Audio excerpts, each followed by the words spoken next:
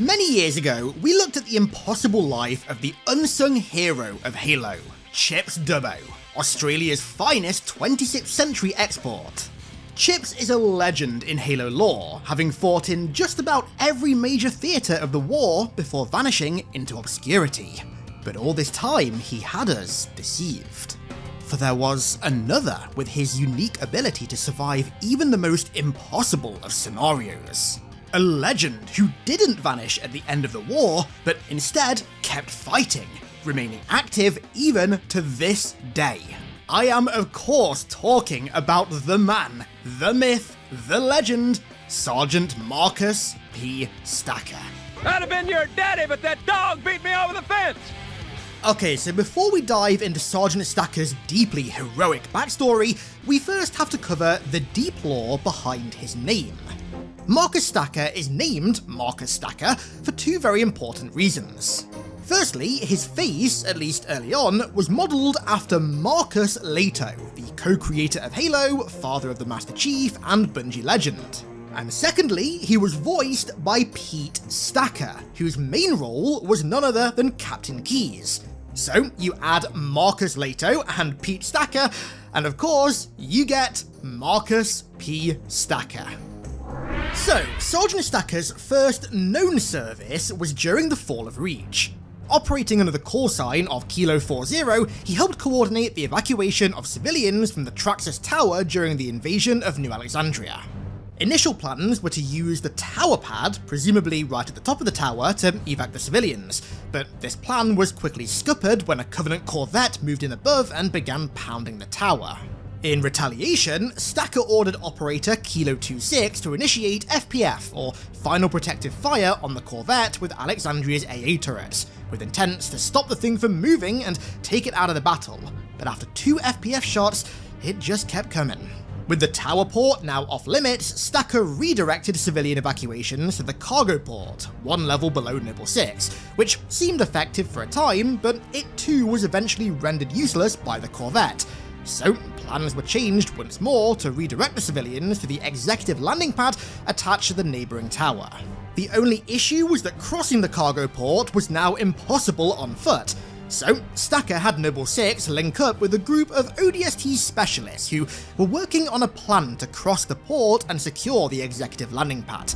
Welcome to the Bullfrogs. Now, I'm not quite sure how Stacker expected the civilians who were still trapped in the main Traxxas Tower to cross this destroyed cargo port without a jetpack, but clearly he didn't stick around long enough to find out. It seems as though, as soon as Noble 6 linked up with the Bullfrogs, Stacker turned his attention to his own evacuation plan. And it's here where we have to start filling the gaps in a little bit. So Exodus was the last time that we ever heard from Stacker during Reach, but at the start of Halo 1, he shows up on the Autumn fine and dandy. So clearly, in the 7-day gap between the invasion of New Alexandria and the Autumn leaving Reach, he was somehow redeployed to the ship. Or maybe he just managed to sneak his way on board. I don't know about that one though. Stacker is an honourable guy. I don't think he's the kind of guy to abandon his post and flee for his life. That's what I'm talking about. So, by the time the Pillar of Autumn reached Alpha Halo, Stacker was already armed and ready to defend the ship from its Covenant invaders. He fought in the hallways of the Autumn before escaping in a life pod and crash landing in the very same valley as Chief, Johnson, and Chips Dubbo, where this motley crew of survivors banded together before being evac'd, presumably to Alpha Base by Foehammer. Now, on the topic of Alpha Base and later Operation First Strike, it's worth noting that Sergeant Stacker was never actually mentioned in any book or any external media story at all that ties into the original Halo games. This does change later on, but as far as the original trilogy goes, Stacker wasn't present in any of the expanded universe. Anyway, later that night, Stacker took part in the raid on the Truth and Reconciliation and aided in the rescue of Captain Keyes, who, ironically, he shares the same voice as, before once again, presumably, returning to Alpha Base to help plan the raid on the Silent Cartographer. Landing on the beaches, Stacker led the Marines against the Covenant resistance and helped to secure the beach. Now, whether canonically he explored the island with Chief or just stayed behind to lock down the LZ, we don't know. However, given his presence in the snowy valleys near the control room, it's safe to assume that he either hitched a ride with Chief, or... I don't know, to be honest with you. Well, besides teleportation, there really is no other explanation for him making it to the valley, beyond, I guess, maybe some transport pelicans coming to the island to relocate the Marines that were stationed there to the control room. To be fair, that is the most likely option, because when we next rendezvous with Stacker, he's commanding Fireteam Zulu, whose pelican was shot down below the first bridge that Chief crosses. Who knows though, maybe this pelican was the one that picked him and his squad up from the silent cartographer, or maybe Stacker just has some precursor neural physics abilities and he can teleport wherever he wants. Anyway, he led Fireteam Zulu alongside Chief as they pushed through these valleys to secure the control room, but stayed behind before Chief went back inside the Forerunner structures in the cliffs. Cortana sent a distress signal tagged with their current position to all nearby evac birds, and the squad were picked up. And from here, what happened to Sergeant Stacker on Alpha Halo is a mystery. Some claim to have spotted him escaping into the swamps immediately following the flood outbreak, but those are entirely unconfirmed reports. What we do know for sure is that beyond this, Marcus Stacker was never seen again on Alpha Halo. Not by Chief Cortana or Johnson, not by Major Antonio Silva and his ODSTs, not by Fireteam Raven, and not even by Zuka Zamami or any of the Arbiter's forces. As far as Halo 1 and all the expanded media is concerned, Stacker was on Alpha Halo when the Autumn detonated. In First Strike, when Chief rendezvous with the few other survivors of Alpha Halo aboard his longsword, Stacker is nowhere to be seen. And yet, he shows up on the Cairo at the start of Halo 2 perfectly fine. So, what the hell happened to him?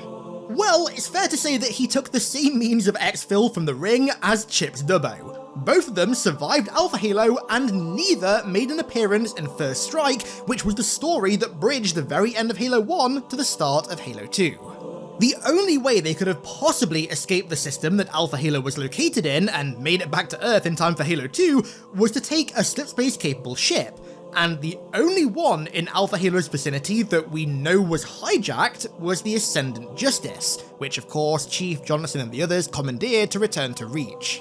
So unless Stacker and Chips Dubbo managed to capture another Covenant ship all on their own without us knowing, which, to be fair, I wouldn't put past them, realistically, there is no logical explanation for their survival of the events at Alpha Halo. Well, I say no logical explanation. There is one, and that's the fact that they're both badasses, but, you know, we all knew that already. Class dismissed!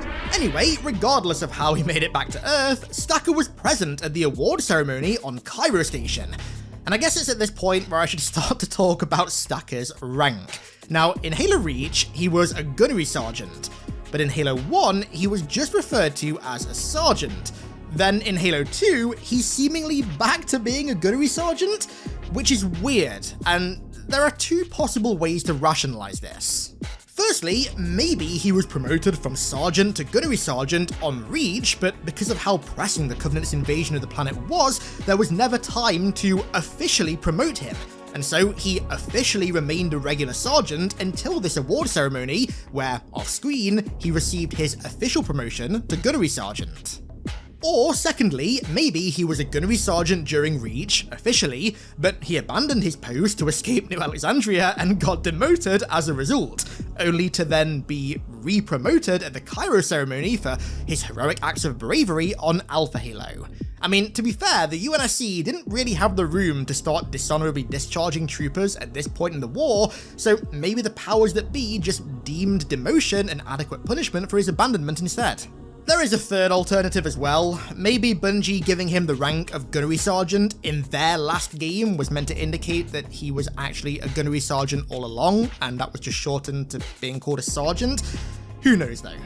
So, rank-based conundrum aside, when the Cairo was boarded, Stacker took up arms to defend the command station from invaders, before escorting Johnson and Miranda to the Inamberclad. The trio got pinned down near the docking station, but of course was saved by the Master Chief, allowing them to board the ship and head down to Earth to prepare the defenses, which is where we reach the second Marcus Stacker oddity. During Reach and Halo 1, Stacker was a Marine. At the beginning of Halo 2, we can presume that he's also a Marine as well. But when he deploys to Mombasa during the war on Earth, suddenly he's an ODST. So maybe the award ceremony marked his promotion/transfer to the ODSTs? Once again, who knows? This is another one of the many Marcus Stacker related mysteries. What we do know though is that for the majority of the Battle of Earth until the end of the war, Gunnery Sergeant Marcus Stacker served in the 7th Battalion of the 105th Shock Division of ODSTs, initially attached to the UNSC in Amberclat. Stacker was placed in command of 2nd Squad, containing ODSTs Walpole, O'Brien, Butkus and Phones, and on October 20th, 2552, was sent down to Mombasa by Sergeant Johnson alongside, well, himself, Chief and the other ODSTs, with the ultimate goal of boarding Regret's carrier, the Solemn Penance, which was stationed above the city, and capturing the Prophet. However, his Pelican was severely damaged by a surprise attack from a Scarab, and eventually crashed on the beach at the base of Hotel Zanzibar. Upon impact, both the pilot and O'Brien were killed, leaving only 4 troopers left, stranded, and unbeknownst to them, they were being stalked by a squad of Covenant. An elite miner, their commander, ordered 2 grunts into battle, and then his Jackal sniper up to a raised position to get an angle on the troopers, but after narrowly avoiding a shot, Walpole, the squad sniper, took the Jackal out with ease. The squad then moved position, but were jumped by a camoed elite, who quickly disengaged before arming a plasma grenade and sticking it to the helmet of Phones, who very quickly removed it and tossed it at the elite to deactivate his camo. But, unscathed, the Sangheili took Walpole hostage, which frankly was no issue for the troopers. Cook the bastard. Butkus fired an overcharged plasma pistol shot, which Stacker quickly followed with a single shot from his BR, dropping the elite and clearing the area. To rendezvous with the Master Chief, Stacker and 2nd Squad had to move through the Hotel Zanzibar, clearing its hallways before eventually being pinned down in the lobby, where Chief arrived just in time to save them. From here, they rolled out to the bridge with Chief, but at some point they split off. Stacker, however, very shortly after reunited with the Chief in a gorse hog, but only after undergoing a costume and role change. Gone was his ODST armor, he was now wearing regular marine armor again. This is one of those things that I think it's probably better not to question. This dynamic duo cleared the streets of ghosts and wraiths before securing the entrance to Sergeant Banks' command post, where they once again parted ways. Chief dealt with the Scarab, and Stacker, presumably, evac to the Inambaclad, because the next time that we see him is on Delta Halo.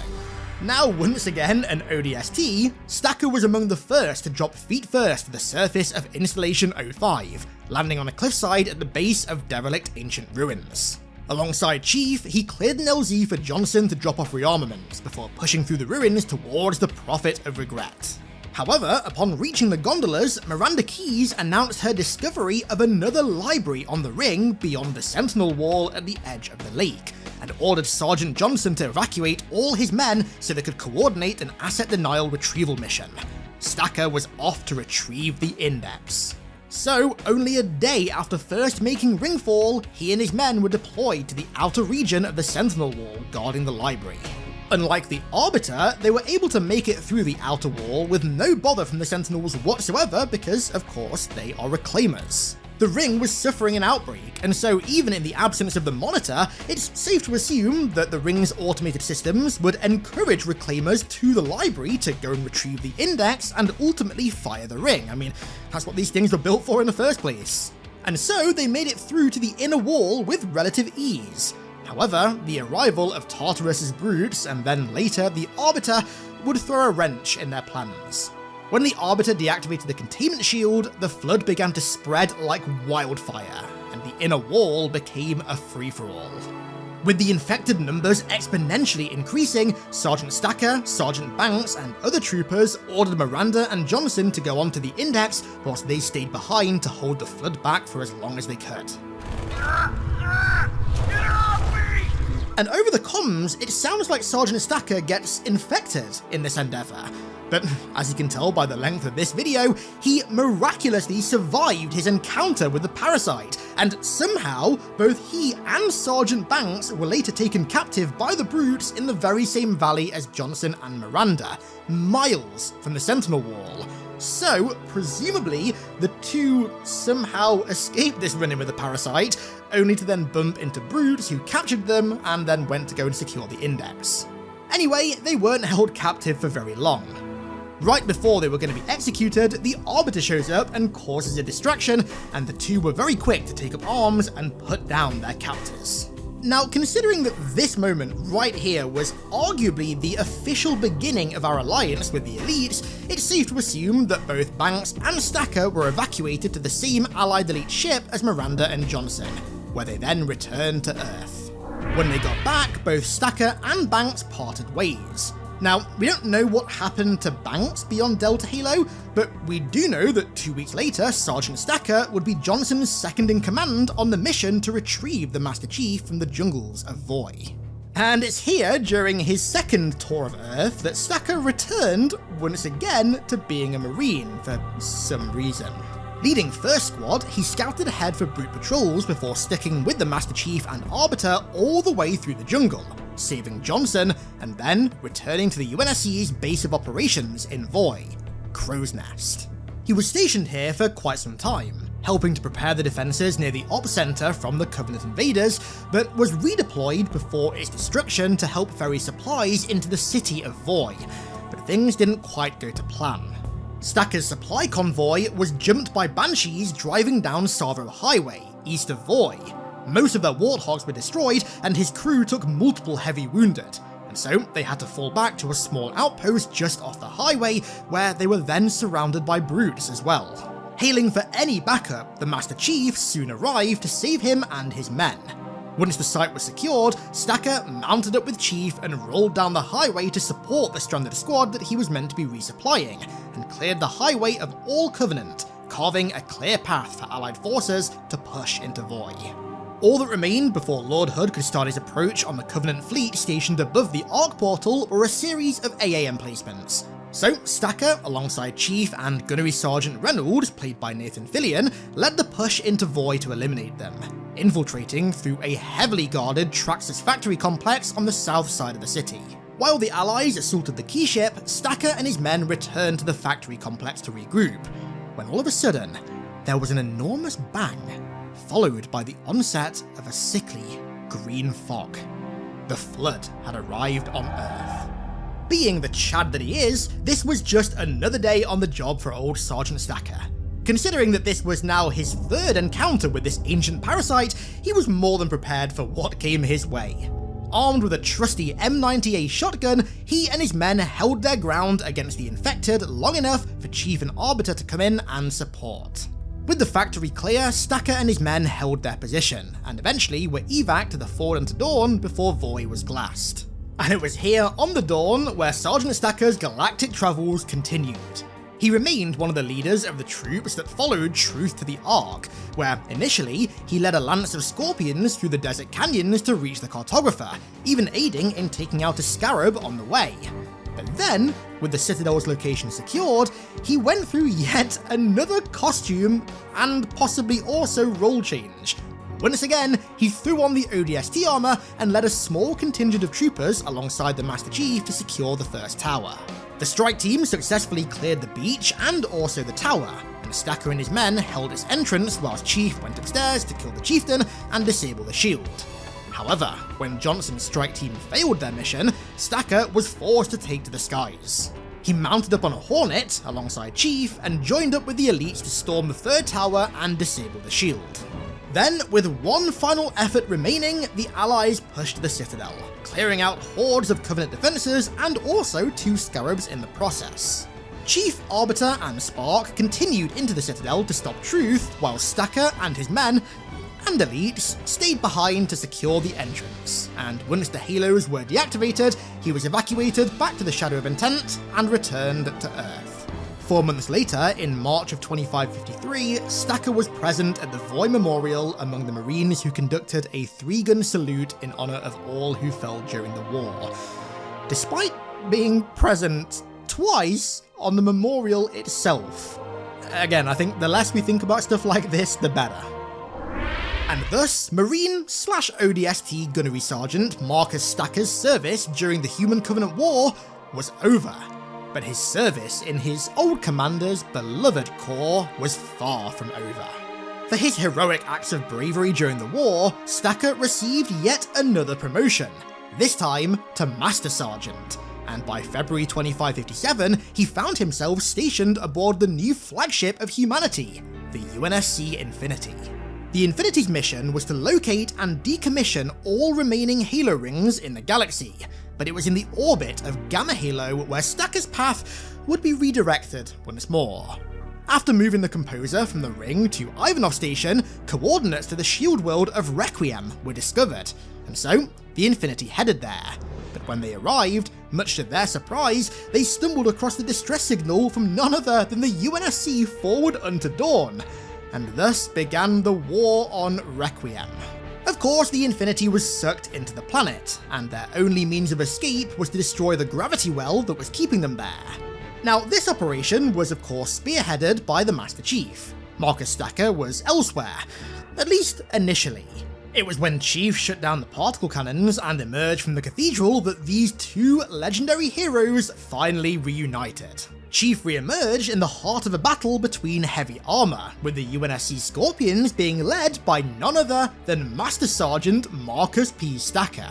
When Stacker realised who'd just arrived, he ordered his entire lance to rally behind the Chief and push through the armour to the gravity well, which was rather reminiscent of their last time fighting alongside each other in a foreigner desert. Everyone, form up on the Chief! Clear this area! Push up the hill, Marines! With the gravity well destroyed, the Infinity returned to Earth, and once again, Chief and Sergeant Stacker parted ways on a distant foreigner installation. Despite the Infinity's change of hands when it returned to Earth, Stacker remained attached to the flagship, and in September of 2559 would once again reunite with the Master Chief. In preparation for Operation Wolf, in which the Allies would return to Reach to secure samples of Hawes' brain from the ruins of Castle Base, Sergeant Stacker would oversee the joint training of both ODSTs of the 9th Platoon and the Spartans of Blue Team. He was chosen for such a specific role by none other than Lasky himself, who noted the pure chance of Stacker's last 7 years of service being inexplicably tied to the Master Chief. Lasky even told him that his story would make for an excellent memoir, but Stacker politely disagreed, believing that their history together was so unbelievable that no sane reader would possibly see it as truth. The training operations were conducted via wargame simulations that took place on Perihelion Station, above a vast BXR titanium mining operation on the planet KC-59.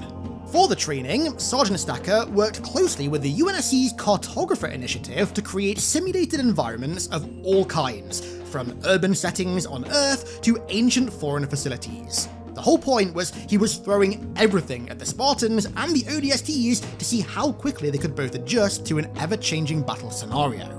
He watched as Fred and Linda trained with some of the ODSTs in an active combat scenario, as Kelly taught hand-to-hand CQC drills effective against jackals and grunts to others, and as Chief was spotting for other ODSTs in the gym, which thankfully ended way better than the last time Chief was in a gym, before declaring that the party was over. The Infinity was on her way, and then it was back to business as usual, aka back to war. Stacker, nor really anyone involved in the operation, knew much about Operation Wolf, besides the fact that it was of grave importance, but what he did know was that by now, he definitely had a good stack of shore leave waiting to be cashed in. Maybe, after the operation was over, he'd finally take that shore leave and maybe even start on those memoirs. Like hell were his exact words to himself about that exact scenario. He knew that just like everyone else in that training facility, he was in this fight until the bitter end. Cook the bastard.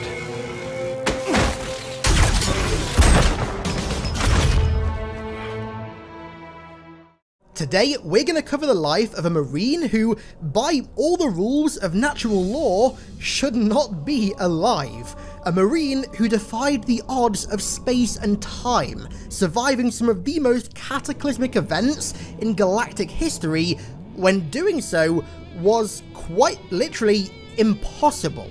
He survived countless encounters with the Covenant, the Sentinels, and the Flood, and his name is Chips Dubbo.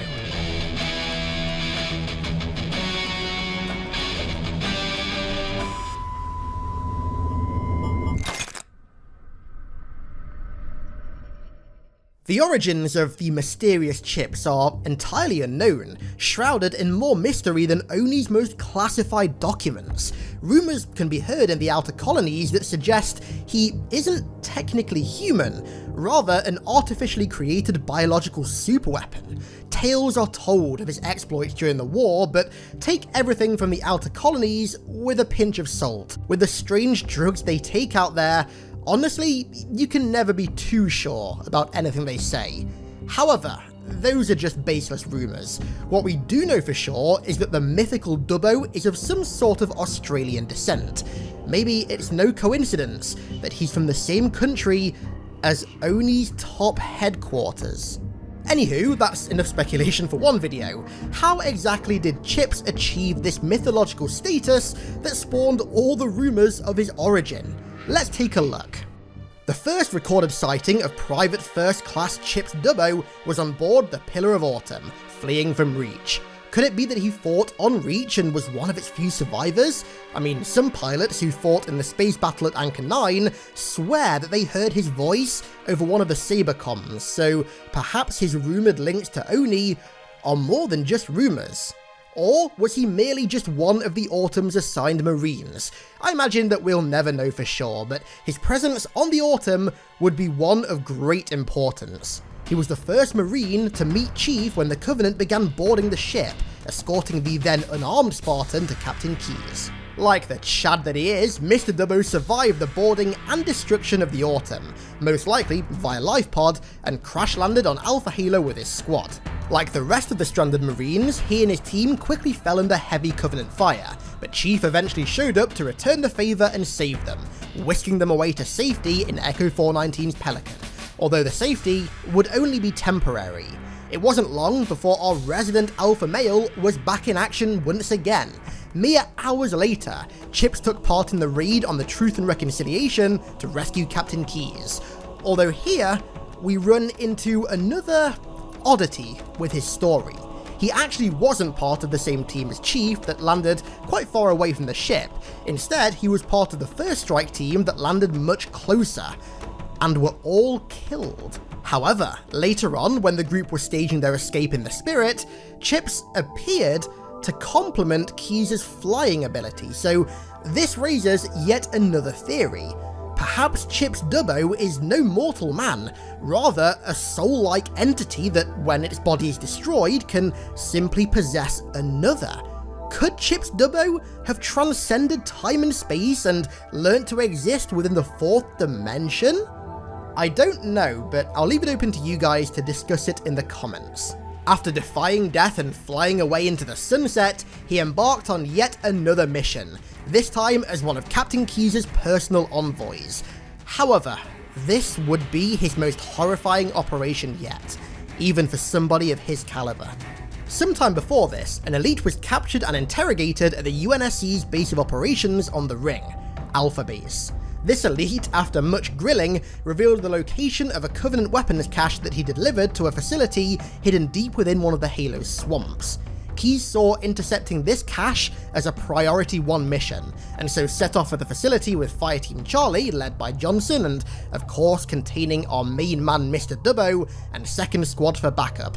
However, when they got there, the facility they thought would be teeming with Covenant activity was empty and deathly quiet. The only remnant of the Covenant there were dead, mutilated bodies, and the deeper they went, the more death they could smell. Eventually, the dark secret of this facility was revealed, and Captain Keyes and Fireteam Charlie were ambushed by the Flood. However, Chips somehow managed to survive this ambush. He got separated from Johnson, who made his own escape from the facility, and somehow managed to fight through hordes of infected by himself and make it back to the surface, where he rendezvoused with the survivors of 2nd Squad. However, Dubbo seemed to take somewhat of an interest in the Flood, and it was here where his alter ego, Chips Dubbo, Flood Hunter, would finally come to light. Okay, guys, I'm gonna try and sneak up behind the flood. I'm coming in behind them now, so shush, just be quiet. I can't believe it. What the hell are these things? Crikey, look at them. I've never seen anything like this before. If I can just get a little bit closer, maybe I can just prod one and see what it does. I've got to be really quiet now, okay? They look pretty bloody dangerous. Oh, crikey! I've never seen things like this before. He fought off the flood with Chief in the swamp until Echo 419 came to rescue the survivors, and from there on out, his whereabouts on the ring are a total mystery.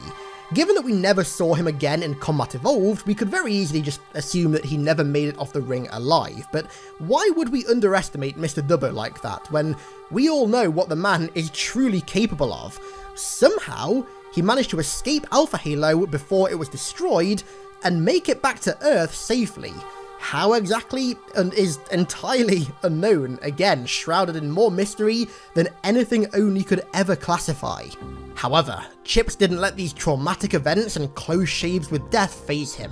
When the Covenant attacked Earth, your boy was on the front lines immediately. He deployed to New Mombasa with Chief, Johnson and the other Marines stationed on board the Inamberclad, but on the way down to the city, his Pelican was shot down by a Scarab. As you'd expect, this was absolutely nothing major to old Chips. He fought alongside Chief and Johnson through the streets of Old Mombasa, before eventually joining the fight in the industrial zone of New Mombasa. When Regret's ship was preparing to jump through the portal, he made it back on board the Amberclad just in time, surviving the portal closing and making his way to yet another Halo ring, Delta Halo.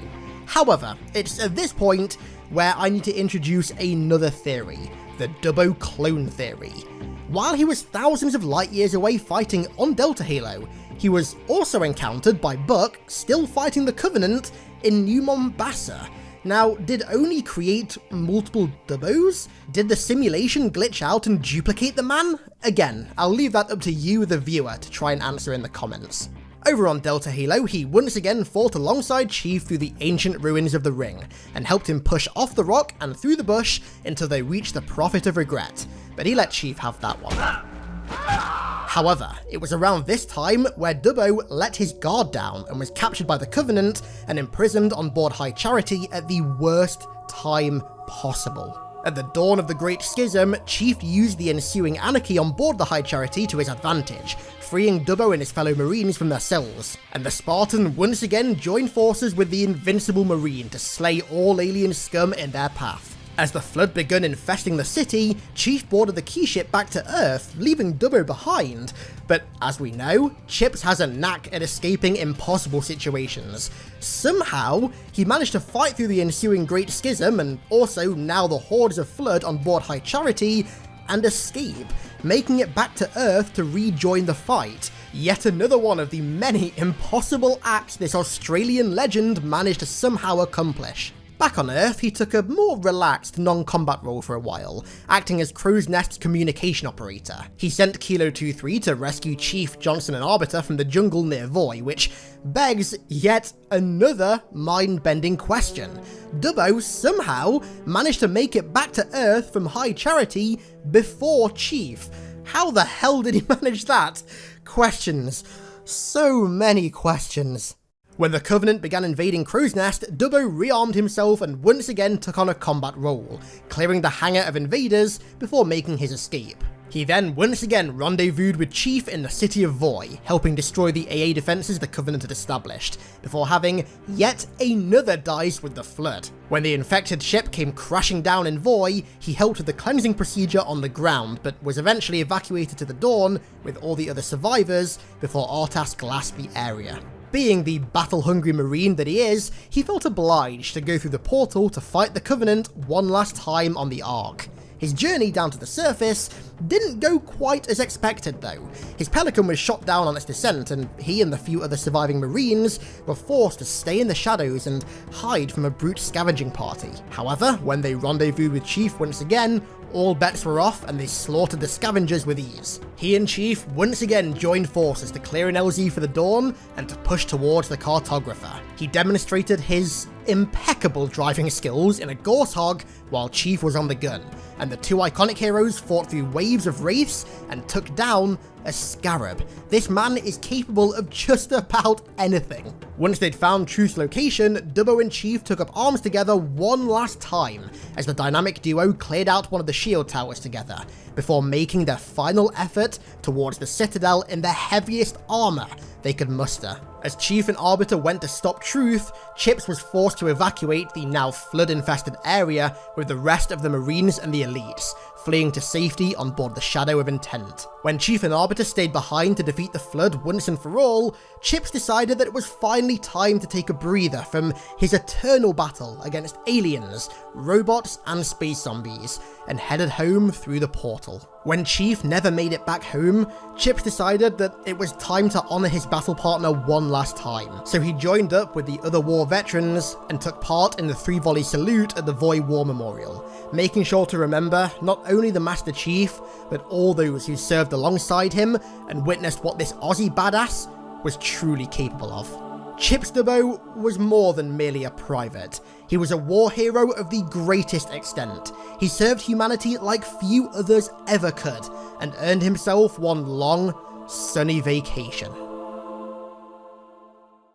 The tale of an extraordinary Marine, a reclaimer who almost made it through one of the most hated places in the galaxy, with nothing more than his 8-gauge shotgun and his badass leatherneck resilience. Be sure to stick around to the end of the video, where I'm going to be announcing the winner of the iconic throne giveaway, and without any further ado, this is the untold legend of Staff Sergeant Marvin Mabuto.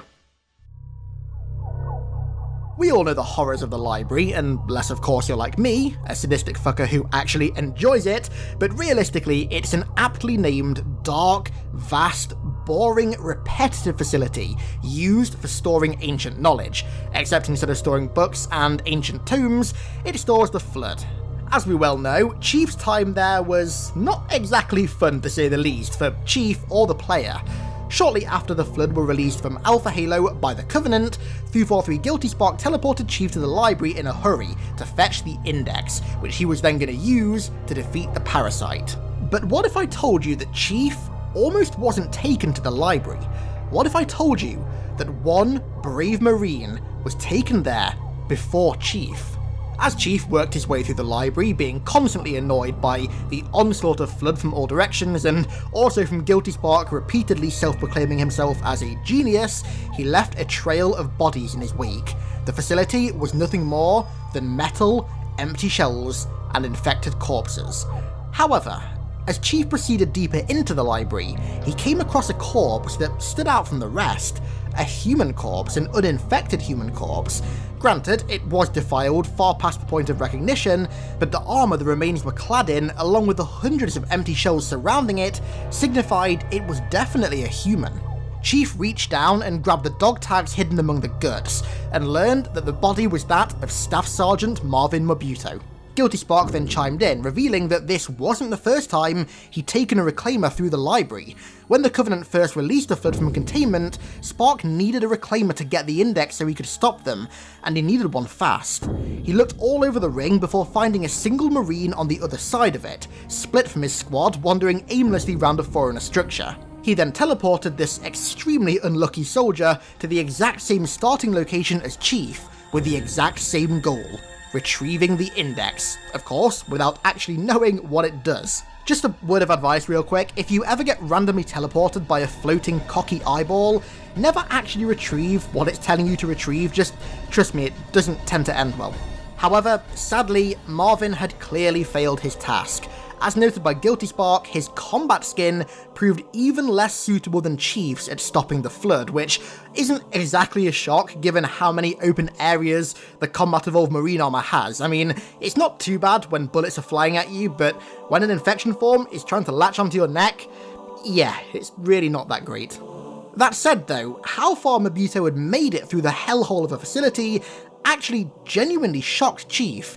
Even with his Spartan augmentations and armor replacements, he was near the end of his endurance, he was getting really tired, and Staff Sergeant Mabuto had managed to get this far with neither of those perks. Before leaving to retrieve the Index, Chief left what remained of Marvin's corpse with some parting words. "I didn't know you, Sarge, but I sure as hell wish I had. You must have been one hardcore son of a bitch." Mobuto might have gone down terrified in one of the vilest ways possible, but having Master Chief call you a hardcore son of a bitch is one hell of a bittersweet end to your life. Rest in peace, Sarge. You sure as hell made it further than most people did. Today, we're covering a rather specific piece of backstory about easily the most recognisable member of Noble Team, Emil A239, the origin story and use case of that iconic kukri-etched skull on his EVA visor. Why did he etch the skull into his helmet? What does it resemble? How does he use it in a combat scenario? All those questions and more will be answered in this very video. So, buckle up and let's kick Halo's most important year in over a decade off with some good old-fashioned lore. However, before we get onto the iconic skull, Death's Head as Emil himself calls it, we first need to touch on Emil's backstory. His incredibly brief backstory. Much like the rest of Noble Team, his pre-Reach life has barely ever been touched on. 343, please. However, of what little we do know, we know that Emil was born in 2523 on Eridanus II, the same planet as Chief, in the city of Luxor, and before anybody says it, no, Emil and Chief are not brothers, and yes, I've read that theory somewhere before. At a young age, his parents were killed by insurrectionists. Eridanus II was a hotbed of any action, and so his older brother raised him until 2530, when the Covenant arrived. As they were glassing the planet, his brother sacrificed himself so that Emil could escape, an event which had a profound effect on him, and something that would shape his persona for the rest of his life.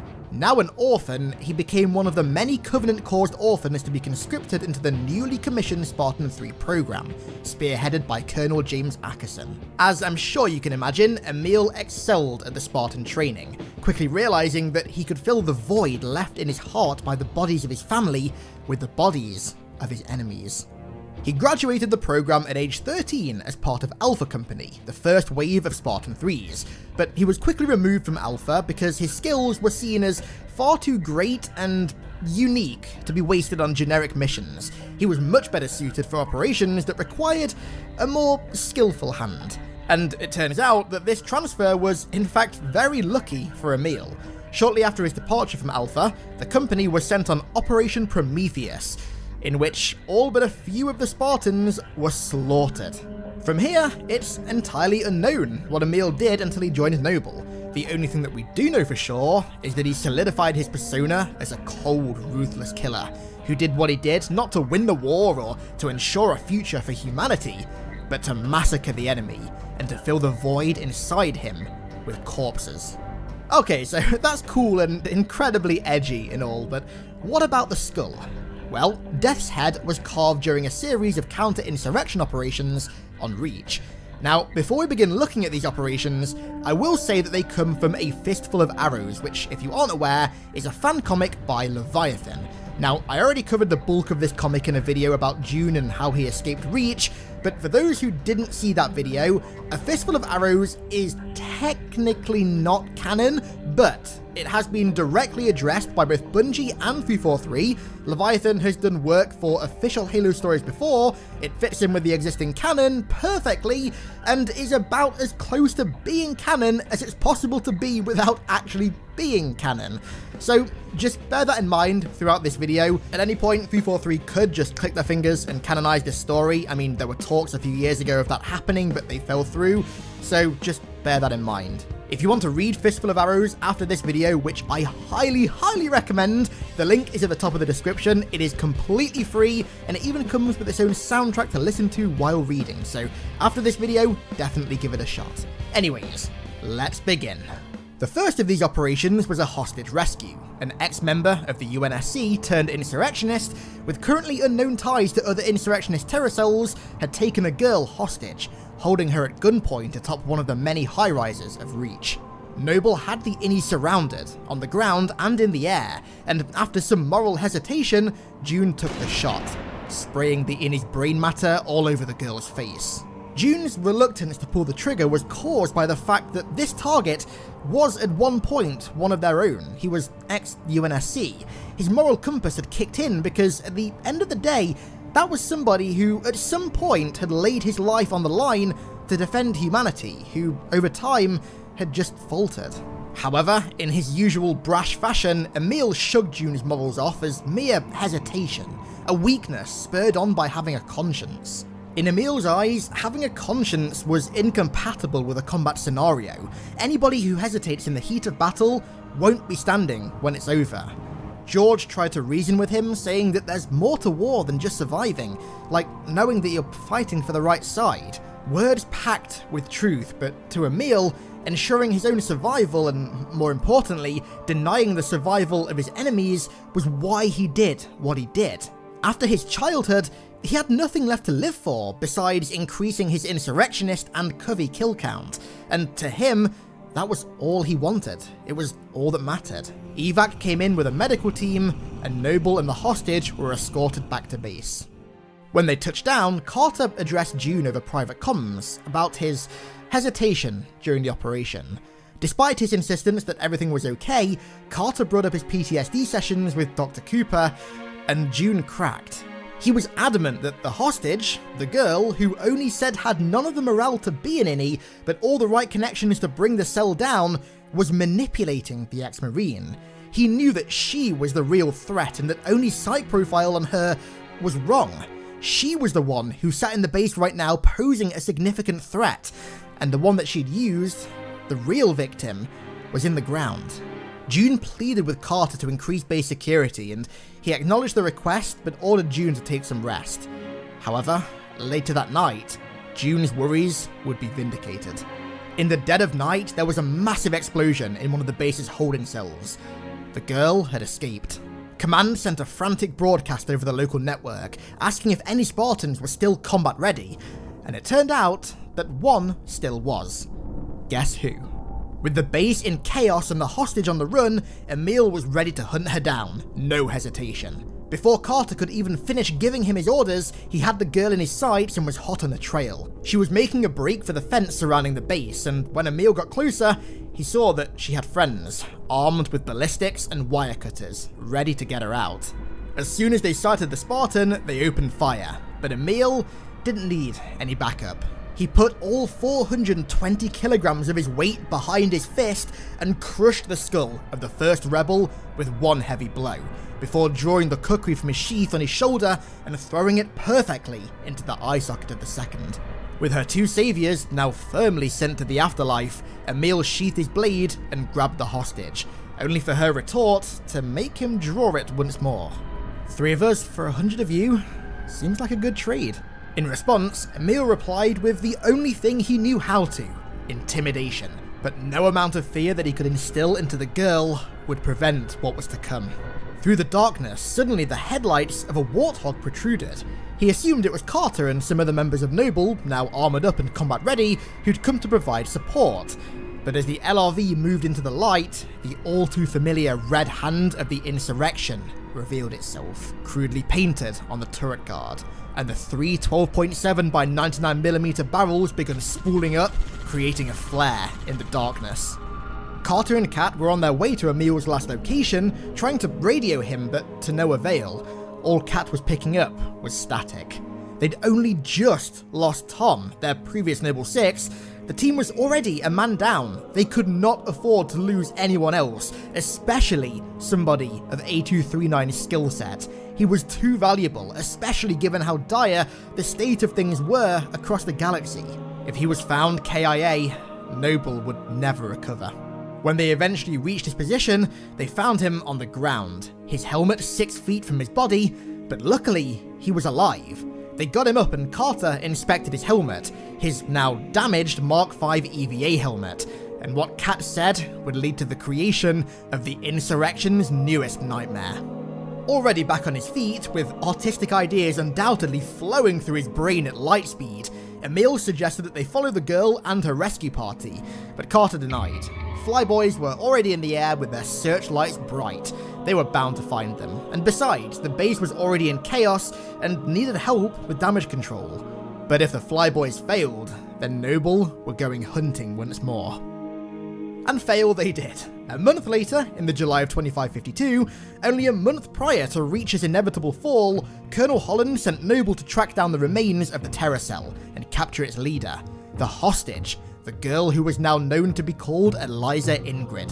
Following her successful escape from the base, Ingrid had reconnected with her insurrectionist cell and was operating somewhere within Quazon, the city of light and dark on Reach.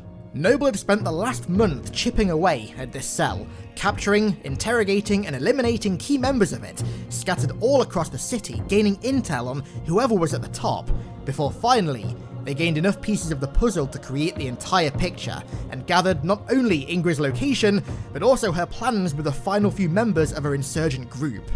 Eliza had witnessed her entire cell, a previously robust and far-reaching group of insurrectionists, be dismantled one by these Spartans, and she knew that she was next.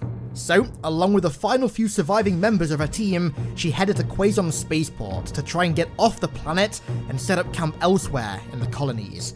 However, Noble had other plans. On a dark, windy and rainy July night, the Spartan Threes watched Ingrid and a party from the shadows of the concrete jungle as they attempted their escape. As they waited for their target to arrive, George and Emil, in their typical fashion, started bantering. After all this was over and the Spartans could finally retire, George said that he'd love a nice farm in the Vieri territory of Reach, a nice little homestead with farm animals and no pressure. To which Emil retorted by saying the hulking size of the big friendly Spartan would just scare the animals off, and George responded, sarcastically as you can imagine, laughing at the fact that the one who just said that makes his own species run for their lives. Fear can be a hell of a lot more damaging than a heavy-ass machine gun. A taste of things to come. June cut into the banter over the comms. Target sighted. The op was to be kept quick, clean, and quiet. The last thing Oni wanted was a panic at the spaceport. Kat begun communicating with Quazon's superintendent AI, who apparently was also not a fan of insurrectionists either. Damn statist AIs. She started monitoring their movements down Highway 5 on a map provided by the superintendent, and as they joined the main highway, all on-ramps and off-ramps to the highway were blocked, the highway behind them was barricaded, and the entrance to the spaceport was closed. With Ingrid and her insurgents now locked in the traffic jam, they began to panic. Ingrid, being the only level-headed innie left in the car, drew her magnum and told the driver to ram the cars behind them and get out of there. When she drew the gun, the driver looked mortified, as if he'd never seen a gun before, a reaction very unlike a high-ranking member of the insurrection. But it wasn't the gun that struck fear into his heart. Ingrid turned around to look out the passenger window, and there, glaring at her through the glass, was the head of death. After his run-in with the troops back at the base, Emil had used the damage the turret rounds had done to his EVA to upgrade it, adding a level of psychological intimidation to an already terrifying 400kg super soldier. And this skull, referred to as Death's Head, hand engraved by Emil himself with his own blade, was working like a charm. Like some sort of beast straight out of the enemy's worst nightmares, he ripped the door off the car with his bare hands before grabbing onto the boot as they tried to take off. When all of a sudden, he was hit by a close-range explosion and launched onto the tarmac. After some expected banterly taunting from George, he, Carter, and Kat pursued the car in a Falcon. As they raced down Highway 5, the boot opened up again to reveal a grenade launcher, pointed directly at the Falcon. The innie fired away, briefly EMPing the aircraft and sending Carter flying. But like an angel descending from the heavens, Kat glided down, jetpack on her back, and locked arms with her captain, pulling him to safety in what can only be described as one of the most heroic scenes in Halo history. This shot is actually quite angelic.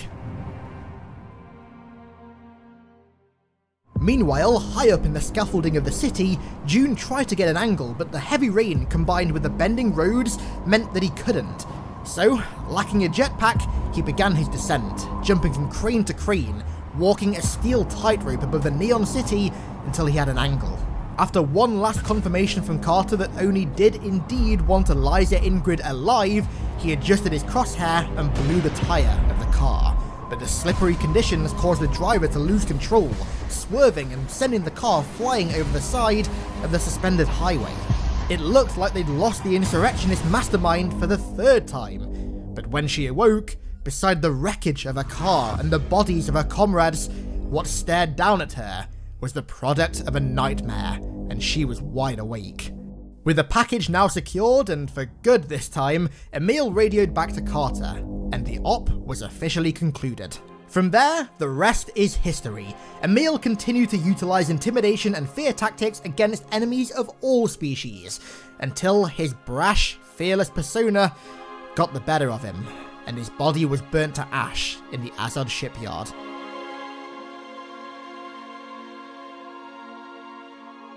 But the Head of Death didn't die there. It left a lasting legacy in the realm of psychological warfare. In the years following the war, the Spartan branch of the UNSC drafted a contract for the commissioning of a new variant of Mark 6 Gen 2 EVA, codenamed Wrath. Included within this contract were extremely precise and strictly enforced instructions for recreating Emil's death head engraving. It turns out that Emil's custom engraving was so effective at instilling terror into the hearts of the enemies of the UNSC that it was now being recreated for use on highly specialized headhunter operations. And I mean, come on, let's be honest here. If you were an insurrectionist or a member of the Covenant, having an 8-foot-tall, 400-kilogram super soldier appear on your doorstep would already be terrifying enough, but if that super soldier had what looked like a hand-engraved skull on their visor that was staring right into your soul like a Grim Reaper, then I doubt you'd put up much of a resistance.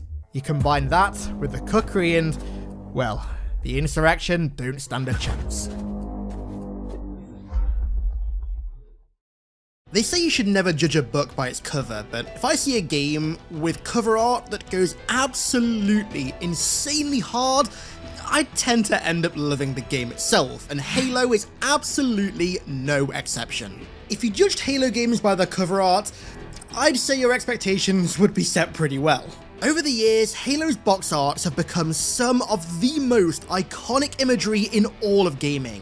Renowned, I would argue, more than just about any other franchise out there. And for good reason. I mean, there's just something so striking about them. They encapsulate the vibe and the tone of their respective games perfectly, while still looking adequately flashy to satisfy Microsoft's marketing team. But what if I told you that there's one cover art, arguably Halo's most iconic, that has a ton of secret lore behind it? Dark, clandestine lore that will forever change the way that you look at one of the most iconic pieces of Halo art ever made.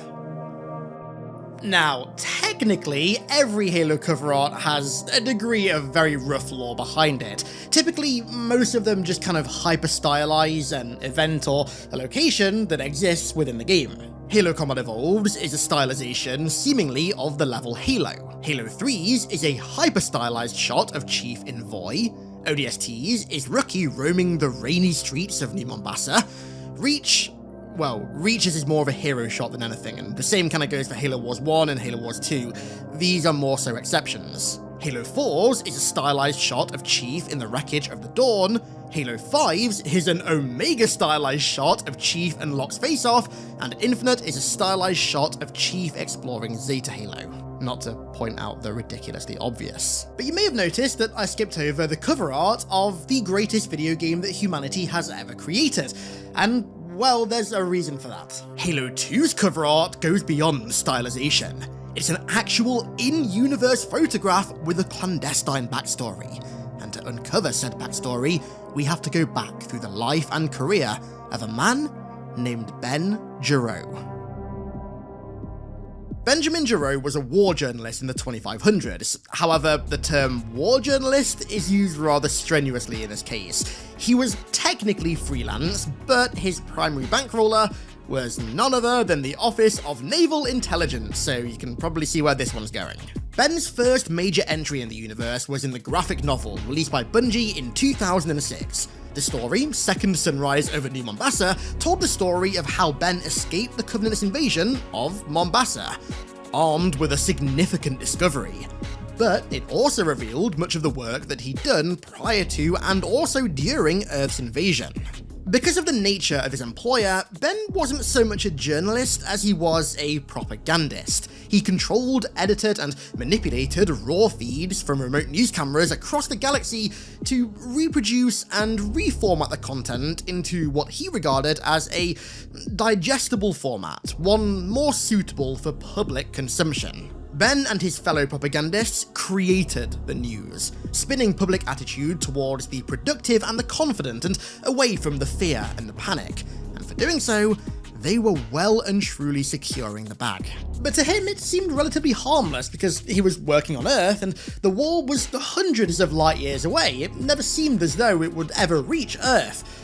Until it did. Just like I never thought I'd hit 600,000 subscribers until you saw how close I was and decided to hit subscribe to help me hit such a milestone.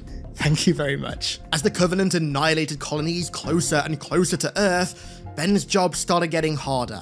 A positive picture was getting harder and harder to paint, and yet ONI and the UNSC were putting more pressure on him to do so because of how desperate things were getting. They started getting even more overbearing, breathing down his neck, dictating what he could and couldn't do, how to frame a picture or a clip to fit their specific parameters. Ben considered himself an artist, and so this got increasingly frustrating until it all came to a head when the Covenant reached Earth and the propaganda wore off. During the invasion, however, Ben recorded a groundbreaking discovery. A clip of an elite saying we need to clear this area before we can secure access to the Ark. The first mention of the Ark that humanity had ever witnessed, and so, because of this, he was hurried out of the city by the Marines, making it to the docks where the civilians were evacuating, but there wasn't enough room on the ships, and so, to secure the information and safety, he gave a girl the recording, and she made it out safe with the recording. This was Ben's first run-in with actual danger, and he got to experience firsthand what happens when the reality of a situation overpowers the propaganda. But Ben's, ONI's, and likely the Halo universe's most iconic piece of propaganda was born from this very conflict. On that fateful day in New Mombasa, Ben took this photograph. But this isn't the original. It didn't always look like this. This was the original that was taken that day that was sent to ONI, and this is what they sent back, annotated with all the revisions that Ben had to make to the image so it could be used as propaganda. Even when the enemy had breached humanity's front door, ONI was still dedicated to controlling hysteria and panic, and upholding the positive, victory-fueled image of the war that they'd spent years conjuring up. The image that was sadly extremely detached from reality. You can see in the ONI annotated picture how much of a squeaky clean image of the war that they were trying to paint, even in the most desperate of times. Cropping out Regret's carrier, for example, cropping out the dead Marine, reducing the amount of banshees in the sky, de-emphasizing explosions, and even cleaning up Chief's armor. We don't know for sure how much this image was circulated in-universe, but given that ONI had spent God knows how long building the Spartans up to be these mythical, invincible super soldiers who simply could not die, I think it's fair to say that this photograph was essentially the 26th century equivalent of Uncle Sam. And so, Halo 2's cover art is in fact one of the greatest pieces of propaganda that humanity has ever conjured up. I do wonder what the point of propaganda was at this point in the war, though. When it was happening on a TV screen, hundreds of light years away on the other side of the galaxy, I get it. You don't want populations at the heart of human space falling into mass hysteria because of something that, at least directly, isn't affecting them yet. That's just going to cause massive civil unrest that, in turn, is going to end up eating up tons of UNSC resources and time, which are two very precious resources that the top brass knew that they didn't have. But when the Covenant are quite literally invading Earth, you can't hide from the reality of it anymore. Any propaganda that you put out is just instantly nullified the second somebody goes out into their garden, looks up into the sky, and sees a gigantic Covenant carrier floating above them. But regardless of the rather questionable efficacy of it later on in the war, propaganda was one of ONI's many clandestine specialties, and it was all courtesy of a specific division within the office, ONI Section 2. ONI Section 2 is the division of ONI responsible for controlling external communication and public morale. During the Human Covenant War, their main priority was controlling the flow of information about the Covenant and the state of the war, ensuring that general populations retained a positive outlook and never descended into fear-fueled hysteria. However, I would argue that all this propaganda was quite dangerous in fact, even counteractive to a degree. The inner colonies, especially Earth, had no idea how close the Covenant actually were until it was too late. Regardless, Ben Giroux's work was a prime example of Section 2's capabilities.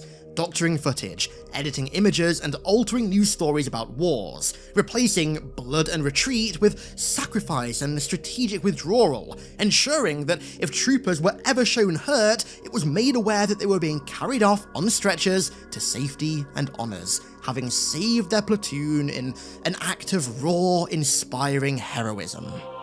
You know, come to think of it, Section 2 actually operate quite similarly to the Patriot AI in Metal Gear Solid 2, controlling the flow of information and creating context around said information to, as they believe, further humanity by preventing any social unrest that could damage the war effort. Right. You seem to think that our plan is one of censorship. Are you telling me it's not? You're being silly. What we propose to do is not to control content, but to create context. You know, whenever I think of ONI Section 2, I kinda can't help but think of both the Patriot AI and, in particular, corrupted Colonel Campbell as almost their personification. And speaking of controlling the flow of information and leaking whatever truths suit them, Section 2's greatest leak pertains to the Spartans. So, the Spartan 2 program, and the Spartans in general, were, for incredibly obvious reasons, likely the most classified military project in known and unknown history. However, desperate times call for desperate measures. As the Covenant War worsened, rumour began to spread throughout UNSC fleets about the existence of Spartans, propping them up as creatures of myth and legend. This mythical status made the Spartans perfect beacons of hope and morale, to resources which were rapidly dwindling, and so Section 2 played into that, disseminating more information to uphold their mythical status before eventually going entirely public with them. Why? To boost morale. They'll boost the legend of the Spartan. If the war goes as projected with the Covenant, we will certainly need drastic measures to maintain confidence among the rank and file. It didn't even matter if the Spartans were dead. All that mattered was that they were no longer a secret.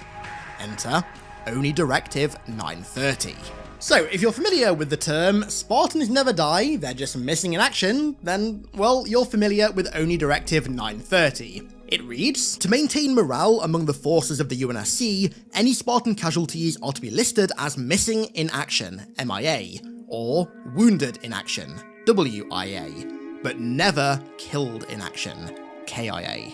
Directive 930 was devised after the Spartan 2 program was made public information to continue to uphold their mythical status now that they had trillions of eyes on them. Because they were now a commonly known thing, their deaths would become common information as well. And what good are inhuman legends leading the charge against extinction if they're mortal? So, ONI simply stopped the Spartans from dying, at least within the public consciousness. As long as the public and lower-ranking troopers were never aware that their heroes were, in fact, as mortal as they were, they could still be used as an infinite source of morale. However, there is no greater example of ONI Section 2's extremely shady doings than what they ultimately did to Ben Giroux.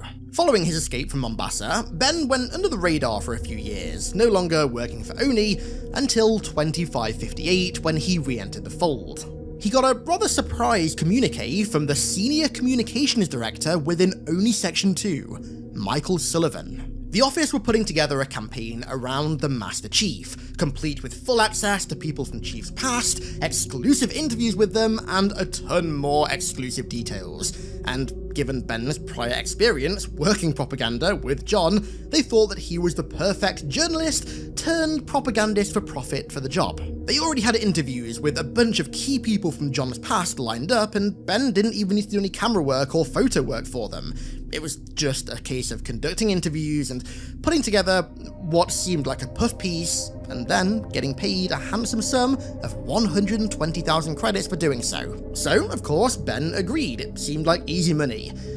But only a few interviews in, things started getting weird. Supposed key figures from Chief's childhood, who Oni had arranged interviews with, weren't who they were meant to be. Their stories were getting mixed up, and inconsistencies and holes were starting to form. And very quickly, Ben started to realise that something else was going on here.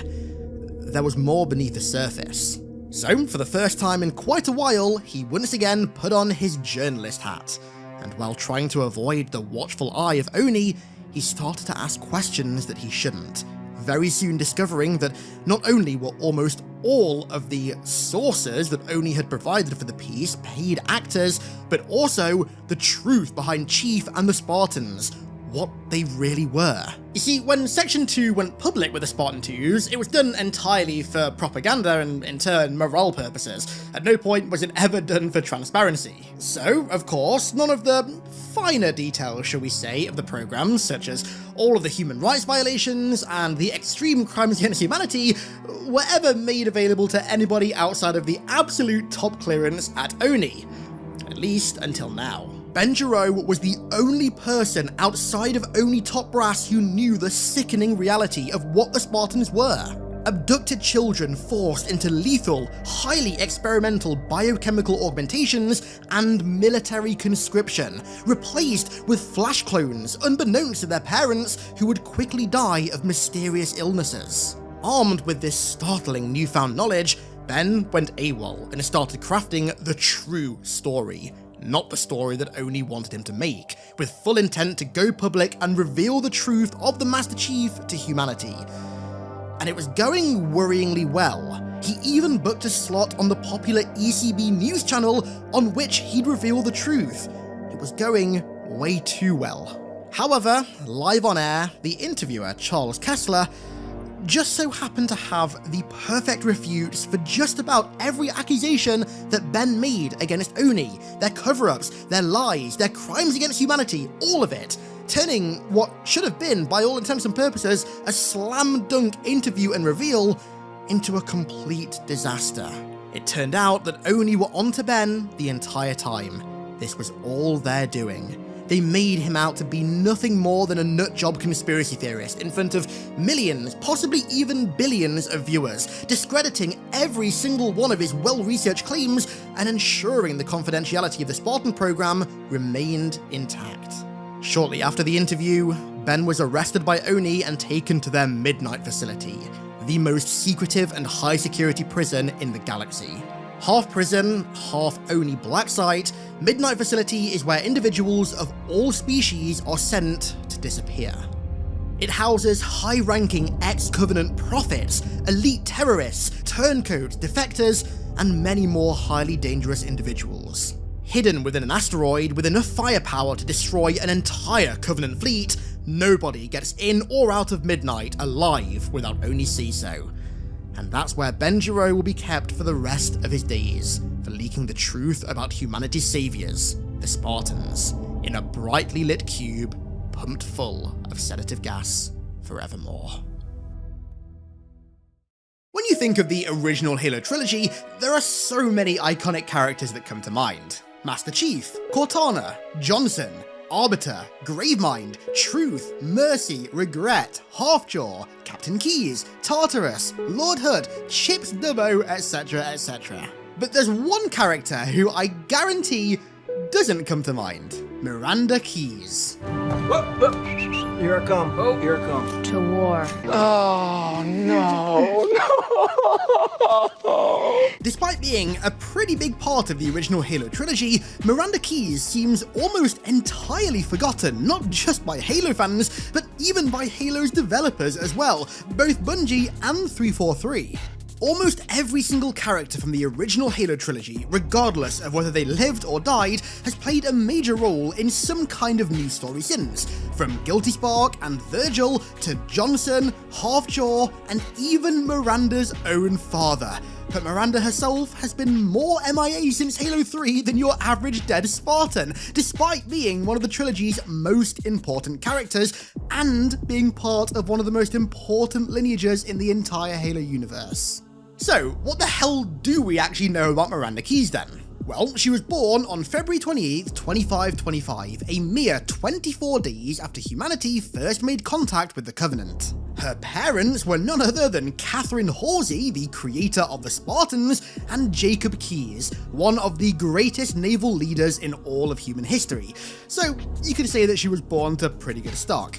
However, thanks to the nature of both of their careers and also the war itself, her parents were rarely, if ever, together.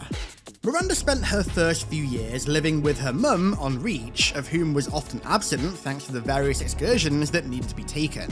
So, a month after Miranda was born, Halsey had to dip to the Lambda Serpentis system alongside the other 45 surviving Spartan 2s, and it wasn't long after she returned from that trip that she then had to hastily leave on another, to then go to the planet of Sargasso to recover none other than Daisy 023, who had fled the UNSC to return home to her parents. And, well, I'm not going to make you all cry elaborating on how that story goes.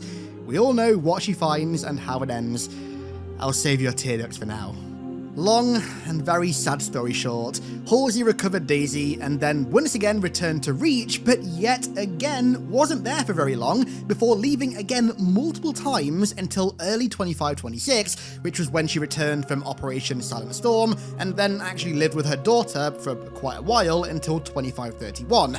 Where she was then sent to live with Captain Keyes. Reason being, Halsey realised that constantly vanishing for months on end wasn't exactly optimal for raising a child, and so she thought that Jacob would be better off, seeing as he was working at the Naval Academy on the moon and wasn't exactly the galactic nomad that she was. Living with her father caused Miranda to change her surname from Halsey to Keyes, and given that her father was an incredibly military man, also convinced her that joining the UNSC was her future, something that her mother was staunchly opposed to. In her journal, Halsey noted that she tried to dissuade Miranda from signing up to the UNSC, that she tried to use reason and logic, which were two things that Miranda was always rather resistant to. She also noted that at this point, Miranda wasn't even reading her messages, which implied that she resented her for being so absent when she was a child, and that her name change and joining the military were done mostly to impress her father. Regardless, she'd clearly inherited her father's innate abilities because at the age of 16, she was accepted into the Lunar Academy that her father taught at, which made her the second youngest candidate to ever be admitted into, at the time, what was the oldest naval academy in the entire Sol system. She went on to graduate naval school with honours and immediately requested an assignment to active duty, which was where Halsey intervened once more. She ensured that her daughter would be stationed far from the harm and the danger of the Covenant War, and so she pulled some strings in the back to have her assigned to the UNSC Hilbert, a rather antiquated science ship from the days of colonial expansion that had now been refit for long-range sensing that was patrolling the outermost colonies where really nothing was going on. However, this didn't stop Miranda from flexing her innate naval talent and putting a dent in the Covenant. While near the colony of Gamma Pavonis 7, the extremely underarmed Hilbert was attacked by a Covenant destroyer. They radioed for help, and when 3 UNSC corvettes arrived to save them, the destroyer turned its sights on them and began to engage them. Despite being outnumbered, the Covenant were drastically better armed and would realistically make quick work of the corvettes. So, Miranda overloaded her ship's engines and rammed the Hilbert into the destroyer, knocking its shields offline and forcing it into the planet's gravity well, alongside the Hilbert. And when the two hit the planet's surface, the Hilbert's fusion core went critical and exploded, vaporizing the destroyer and all the Covenant on board. Miranda was one of the only 2 survivors of this incident. She and one other lucky survivor of the Hilbert managed to reach the escape pods in time. But in doing so, she'd also saved the lives of all of those aboard the 3 corvettes that came to save them, an act that her mother regarded as suicidal. In response, Miranda returned to Reach, where the UNSC awarded her one of the highest awards in the entire Navy, the Silver Star, awarded for gallantry and bravery. presented personally by Lord Hood, alongside a promotion from lieutenant to lieutenant commander, and even her own frigate to command, the UNSC in amber clad. At the age of just 25, Miranda Keyes became one of the youngest women to achieve such a thing. Now, given that the ceremony was on Reach, after years upon years of silence, Miranda actually invited her mother. But she didn't go, and she couldn't admit to herself why. She reasoned that it could have been because Jacob would have been there, of whom she didn't exactly get along with, or because she was neck deep in the final stages of half a dozen projects, but deep down, she knew why she didn't go. She just couldn't put the thought to paper. Following her award, Miranda began gaining extreme influence and power within the UNSC. She first declined mandatory leave period, which most have to take after receiving such an award, and immediately went on to play a critical advisory role in the coordination of several major offensive strikes against the Covenant, spending much of her time on the front lines, very much against the best wishes of her mother, who was now powerless to stop it. However, this rapid ascent at such a young age, although very clearly deserved, was viewed with much skepticism by many in the Navy. Some bitter individuals simply couldn't see past Miranda being the daughter of Captain Jacob Keyes, and so simply just disregarded all of her achievements and her rapid ascent through the ranks as nothing more than nepotism. Some of these critics were even present at Miranda's award ceremony, and although they were quick to avoid accusing Captain Keyes of playing a hand in his daughter's promotions, they did note that a suspiciously large majority of Miranda's COs have at some point served under or with her father. Despite these accusations being rather worryingly prevalent, especially given what was going on in the galaxy at the time, one critic was cited as saying, "Regardless of whether she deserves it, I won't argue that the UNSC needs all the personnel it can get." At some point later on in her career, Miranda somehow learned about the crimes against humanity that were the Spartan program, and more specifically, she learned that her mother was the one responsible for them. In a rare instance of her actually reaching out to her, Miranda sent Halsey a message and told her that she'd keep the knowledge a secret, not for her sake, but rather for her father's sake. She didn't want the sins of her mother blowing up in the face of her father, of whom she plainly stated to Halsey she intended to take after. Despite inviting her to the award ceremony, throughout her entire career, Miranda continued to harbour this resentment and disdain for Halsey. And the sad reality is that it's highly unlikely the two ever resolved their issues before Miranda passed away. Now, besides her actions aboard the UNSC Hilbert, we know nothing about Miranda's career between the events of the Hilbert, which, given her age at the time, likely occurred in 2550, and when we first see her in Halo 2 over 2 years later in 2552. Clearly, something happened in this time though, because she managed to advance from Lieutenant Commander to just flat-out Commander in this period, so very clearly, stuff happened. When we first meet her, she's accepting the Colonial Cross posthumously for her father, following his extremely gruesome death by the hand, or should I say tentacle, of the Flood. Now, the Colonial Cross was the highest decoration that the UNSC ever awarded, for acts of singular daring and devotion. At this point, she commanded the Inamberclad as part of Battle Group Medii of the UNSC Home Fleet, but as we know, the Jacob Keyes in her led her to split off and engage in a daring pursuit of Regatta's carrier to Delta Halo. And I think the rest is history. She was eventually forced to desert the Inamberclad following its infection by the Flood, and then played a significant role in the war effort right up until the very end, where she was killed by the Prophet of Truth mere minutes before the Covenant were defeated. Posthumously, she was awarded the Legion of Honor by Lord Hood, being one of the few in human history to ever receive such an award, alongside, well, Lord Hood himself, Sergeant Johnson, Franklin Mendez, the Master Chief, and fittingly, her father as well. Following Miranda's death, Dr. Halsey was racked with grief. Despite being estranged from both of them, she'd not only lost the father of her daughter, but also her daughter herself. Despite humanity's victory, Halsey had no family left, and she was often known to cry in her sleep and even whisper Miranda's name to herself unconsciously. And that is literally everything that we know about Miranda Keyes, one of the most important characters of not just the original Halo trilogy, but the entire damn Human Covenant War. And further, almost all of that lore came from Halsey's journal and the extra documents that came with Reach's Legendary Edition, with like 3 lines coming from Kilo 5. There's never been a book about Miranda, or any kind of dedicated story about her rapid, almost unprecedented ascent throughout the UNSC. Just nothing. And I just think that that's so strange, giving her prominence in the 2 greatest Halo games of all time. Her character genuinely just feels forgotten. You ever hear those stories about people that work at a company that gets like merged or bought out or overhauled or whatever, and because of the internal changes to the company, they kind of just fall through the cracks and become invisible despite still working for said company? Yeah, well, that's pretty much Miranda Keyes. So, what the hell do we do about this?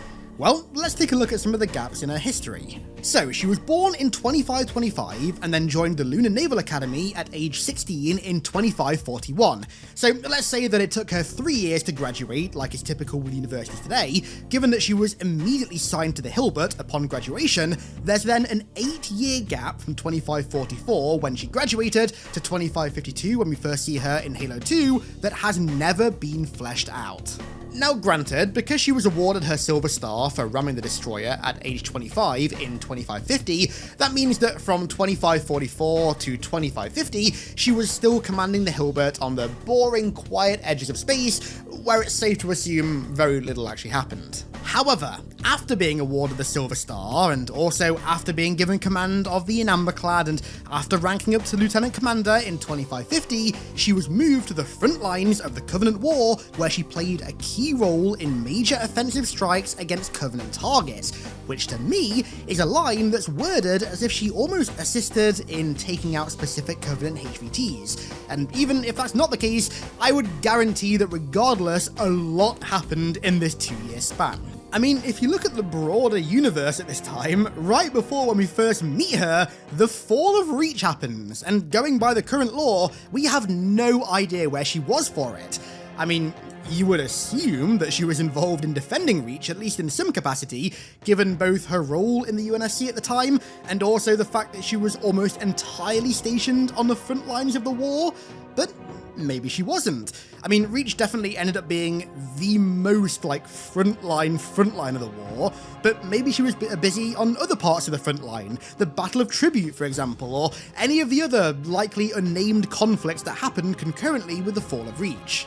Widening the date range a bit, between 2550 and 2552, it's a given that she took part in a number of major battles against the Covenant commanding the Inamberclad. So right there you have 2 entire years of history where she's playing a major role in holding off the Covenant and also trying to live up to her father's legacy. There is no way in hell that there isn't a story to tell during this time period.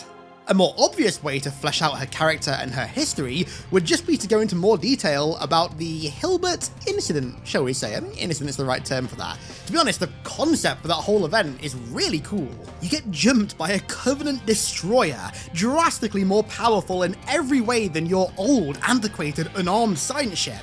So, of course, you call in support, but when that support arrives, it too is overpowered by the destroyer. So you just think, fuck it, I'm not dying here, I'll take matters into my own hands, and weaponize the tonnage of your ship and ram the destroyer until your fusion drive vaporizes it.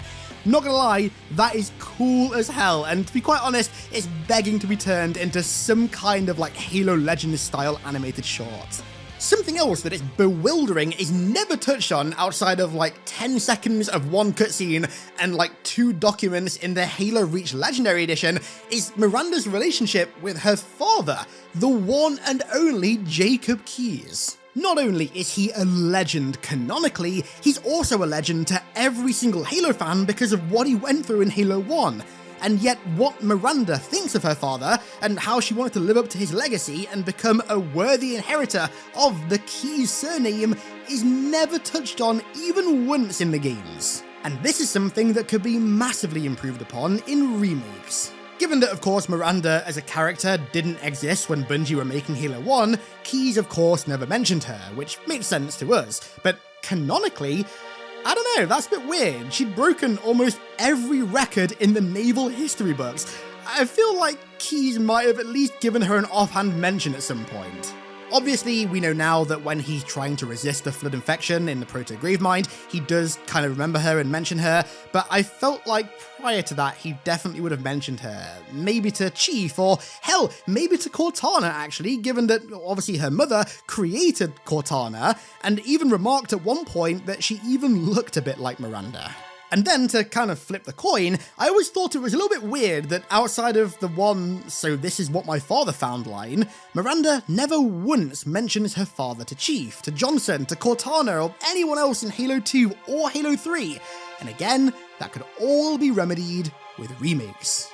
And then, okay, this is something that they'd absolutely never do for a whole litany of reasons, but there is always the chance that they do some kind of what-if scenario with Jason Jones's original plans for Miranda's story arc in Halo 2 that were eventually canned. So, if you don't know, Jason originally wanted to have Miranda try and kill Chief. Yes, you heard that right. So, during the ultimately cut Halo 2 level, Covenant Ship, that was set between Cairo Station and Outskirts, where you board the ship that Chief destroys and actually destroy it via gameplay rather than cutscene, Miranda was actually going to board the ship with you for some reason, alongside a contingent of ODSTs. However, this is where it gets weird. So, Miranda was said to have struck a secret deal with the Prophets, the logistics of which I don't know how that happens, in which she would betray the UNSC in an act of grief that was caused by her belief that the UNSC themselves were responsible for her father's death. And so, to get revenge on Chief, who she believed was the one who actually killed her father, she'd strap a bomb to his Mjolnir. How this was going to get resolved, whether Chief would have, I don't know, pulled the bomb off or stripped down to his undersuit in the middle of the ship and then exfilled in a stolen Phantom, I don't know. Maybe the level would have ended with a very strange Miranda Keyes boss fight. Although something tells me that Jason Jones never intended for Halo to have a 7'2", half-a-ton, biologically enhanced super soldier in titanium power armor versus unarmored 5'10", 150-pound, 27-year-old woman boss fight. But then again, it was the early 2000s, so who the hell knows? This is the same era where Acclaim, the creators of Turok Evolution, offered any family in the UK £10,000 if they named their newborn child Turok. So I think it's fair to say that literally anything in the early 2000s would have went. The bottom line is that despite playing such a major role in Halo's absolute peak, Miranda Keyes is the most underdeveloped and forgotten Halo character of all time. So, starting off today, we have arguably the most iconic weapon in, I'd say, not only Halo history, but quite possibly first-person shooter history. I mean, top 3 at the very least. The Halo Combat Evolved Magnum. The Magnum, also known as the M6D, or colloquially named the God Pistol, is the standard issue sidearm for the crew of the Pillar of Autumn. Designed by Misria Armory on Mars, it's a recoil-operated, magazine-fed handgun, chambered for 12.7 by 40mm rounds and upsized for use by Spartan 2s. The magazines, however, are universal between both the larger Spartan version of the pistol and the smaller standard issue Navy version of the pistol, and typically come loaded with 12.7 by 40mm semi-armor piercing high explosive rounds. The standard issue M6D comes with both rear and forward iron sights, whereas the Spartan version, the upscaled version, comes instead with a KFA 2x Smart Link capable scope, replacing the forward iron sights. This scope can connect directly to a Spartan's Mjolnir heads-up display and also a marine eyepiece. One of the most unique traits of this sidearm, however, is its fully automatic capability. This, combined with its extremely heavy rounds, make it ultra effective on the battlefield, against targets of all strength, shielding, and size. Not even vehicles are safe from this monster. There's no wonder it has such a legendary status amongst the Navy's finest. The MA5B assault rifle is the standard issue rifle for those serving on the Pillar of Autumn, and for very good reason. Designed, once again, by Mizria, something you're going to hear a lot during this video, the MA5B is a gas-operated, magazine-fed, 7.62x51mm AP 900 rounds per minute monster. And on top of this, some operators have even been known to chamber it in 7.62 hollow points as well. Now, with an RPM that high, a magazine capacity of 60 rounds, and chambered in the same size round as a modern-day SCAR H, FAL, or even a World War II era BAR or Russian SVT-40, this rifle is perfectly suited for assault, suppression, and spraying down hordes of aliens. And all you have to do is pull the trigger. This extreme fire rate does come at the cost of bullet spread, however, which means that medium to longer range engagements do become more difficult in full auto. That said though, if the operator is to fire in bursts, then this spread becomes far more controllable, and once again, the MA5B becomes the beast it was designed to be. When it comes to user comfort, well, this rifle excels in that as well. It comes with an integrated computer hooked up to a screen that displays the number of rounds left in the magazine and also a magnetic compass, with its north set towards threshold. The MA5B is the complete package, a jack of all trades and a master of almost every one. Now go buy one. Heck, buy two. That's an order, soldier. The M9 fragmentation grenade, developed by Mizria, is the standard issue grenade for not just the Navy but the entire UNSC. It's classified as high explosive and also dual purpose, meaning it's effective against both infantry and light vehicles, which does exclude tanks and any form of heavy armor. Contained within the hard metal casing, designed to splinter easily under high pressure and to allow the grenade to roll and bounce off walls, is a charge of COML, an explosive mixture used commonly by the UNSC. When the priming button on the handle is pressed, the charge is primed and the grenade ultimately explodes, fragmenting the metal casing and sending shards of shrapnel flying in all directions. And then, if the monumental blast of the grenade isn't enough to send the Covenant flying, quite literally, then the shrapnel should be a good last resort. Those poor grunts had no idea what was coming. The M90 Close Assault Weapon System, shotgun, was developed by Weapon System Technologies based on Mizria's highly prevalent M45 model. The M90 was the standard issue shotgun for the UNSC during the war. The M90 is a pump-action firearm that's fed via a non-detachable dual tubular magazine, in which 12 shells can be stored, and are fed into the barrel with every pump. Now typically, these shells are 8-gauge, Soulcraft 8-gauge Magnum shells to be precise, which feed most of WST's shotguns, and for very good reason. Not only do these shells fire 15 individual tungsten, lead or steel pellets at an extremely high power thanks to the extra powder packed into the Magnum shells, but they also have an unusually large effective range, often even matching that of the MA5B, although with a slightly larger spread. Although technically it's classified as a close assault weapon system, the M90 is a lethal pump action at almost any range. No wonder it's a favourite of the entire UNSC.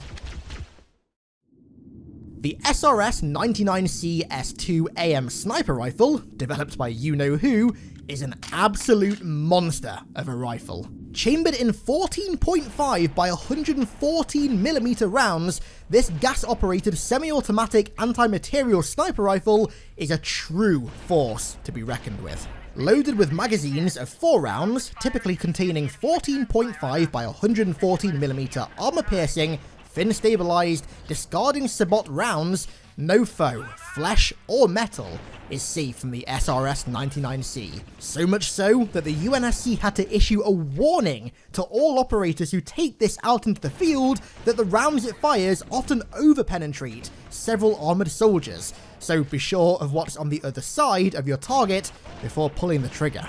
When a rifle is so powerful, the military have to literally issue a warning to anybody using it, you know you're dealing with an absolute beast. To go with its immense power, it also comes with a telescopic scope, offering 2x and 10x magnification options, complementing its effective range of 2,300 meters. Also, a sturdy bipod and even a carry handle, which, to be fair, given its almost 187cm long barrel and just overall massive build size, makes sense. The only target the SRS-99 isn't lethal against is the Flood, seeing as the rounds are so powerful and overpenetrate so much, they tend to just go straight through them as opposed to causing them massive widespread damage across their entire bodies, hence why shotguns are so useful and single shot things like a sniper rifle aren't. The M41 surface-to-surface rocket launcher, Spanker, is the standard issue heavy ordnance weapon used by the UNSC and is developed by Misria Armory. The Spanker is an iconic weapon, partly due to its name, partly due to its efficiency as a man-portable shoulder-fired rocket launcher, and partly due to its iconic and also unique design. The launcher features two primary components: the launcher itself with a body, a handle, a shoulder rest and a magwell, and the magazine. Each magazine contains two M19 102mm surface-to-surface missiles, with one missile cycled into place, ready for firing as the other is fired, which allows the weapon to be tactically reloaded without wasting a payload. And speaking of reloads, the unique tubular magazine design makes reloads as quick and easy as they can possibly be, which is extremely useful on the front lines of battle, with easy detachment and subsequently attachment of a new magazine. These missiles are also extremely high explosive, suited for combat against infantry, light and heavy, and also vehicles, both light and heavy as well. And then, within the body of the M41 is a fairly conventional targeting system with a SmartLink scope, which is capable of up to 2 times magnification, suitable for both long-range bombardments and also for clearing out dug-in hostiles at a distance. There really is nothing, no target nor foe, that's safe from the Spanker. The M7057 flamethrower is my favourite weapon in Halo CE. In fact, it's quite possibly my favourite Halo weapon full stop, and it's one that I sincerely hope 343 bring back in Halo Infinite, especially in the combat evolved iteration. My god, a man can dream. But anyways, that's another topic for another day. The M7057, developed by Misria, is a defoliant projector, which spits and then ignites a stream of volatile, semi-liquid adhesive, creating a napalm-like flame that engulfs anything it touches. Now, just a quick FYI for you guys, the flamethrower was only ever in the PC version of Combat Evolved, and so was never in the campaign. It had to be modded into the campaign. So huge thank you to General Kid for getting me the CE map files with a functioning flamethrower in campaign. But as you can see, there's an issue. It's not quite 100% functioning. There's no view model, which sucks, but I can't really do much about that, sadly. I just got some campaign footage to show you guys its damage, and boy, does it do damage. We'll get to why in a minute. The flamethrower is loaded with canisters of Pyrocene 5, the chemical that is ignited, and features 100 fuel units per canister, which is plenty to devastate a horde of Covenant or Flood. As you can see, ignited pyrocene more than does the trick. As soon as a contact, no matter their biological makeup, comes into contact with the adhesive, the flame burns right through their shields, their armor, and their flesh, killing them in a matter of seconds. Its extreme lethality makes it not only perfect for combat, but also suppression, clearing out enemy encampments, and more importantly, psychological intimidation, an effect which is only enhanced by the massive 13.4 meter effective range. For ease of use, it also comes with a small digital screen displaying the amount of fuel left in a canister, and below that, a safety switch, which is presumably there to stop the fuel canisters leaking fuel when the gun isn't being used. However, because of the nature of this weapon, the barrel and the mechanisms inside it are prone to overheating, something which is also indicated on the onboard display. That said though, after a few short seconds of cooling down, this monster of a weapon is ready to spit pyrocene and ignite the flames once again. Right, now for the UNSC vehicles, starting off with easily the most iconic of all, the M12 Light Reconnaissance Vehicle, aka the Warthog, designed and produced by AMG Transport Dynamics. capable of seating 3 soldiers, this all-terrain 4-wheel drive LRV is fast, maneuverable, and efficient in all environments. It's powered by a low-profile, liquid-cooled hydrogen-injected engine, a much more efficient form of fuel than humanity's previous fixation with fossil fuels, and also comes with tow ropes on the off chance it needs to drag something or someone out of a sticky situation. But the real deal breaker here is the rear-mounted turret, of which there are actually 2 variants. Firstly, the M41 Vulcan light anti-aircraft gun, a 3-barrel rotary gun powered by electricity and firing 12.7 by 99mm AP rounds, linkless and drum-fed, at a maximum of 550 rounds per minute. On top of this immense firepower, the turret also offers total 360-degree rotation at roughly 100 degrees per second, and also an elevation of 60 degrees, perfect for fulfilling its role as an AA turret. And furthermore, the extremely efficient recoil compensation makes firing it an extremely smooth procedure, but at the same time negatively impacts its long-range accuracy. And secondly, a rarer sight, the M12A1 Rocket Hog. Exactly the same in overall design, bar 2 things: the black paint with yellow racing stripe and the aforementioned different turret, an M39 rocket turret, which fires 3 M19 shaped charge high explosive missiles before a reload, making it the perfect anti-armor Warthog. There are also 2 other Warthog variants which, although never seen in Combat Evolved because they were cut from the game, are canon.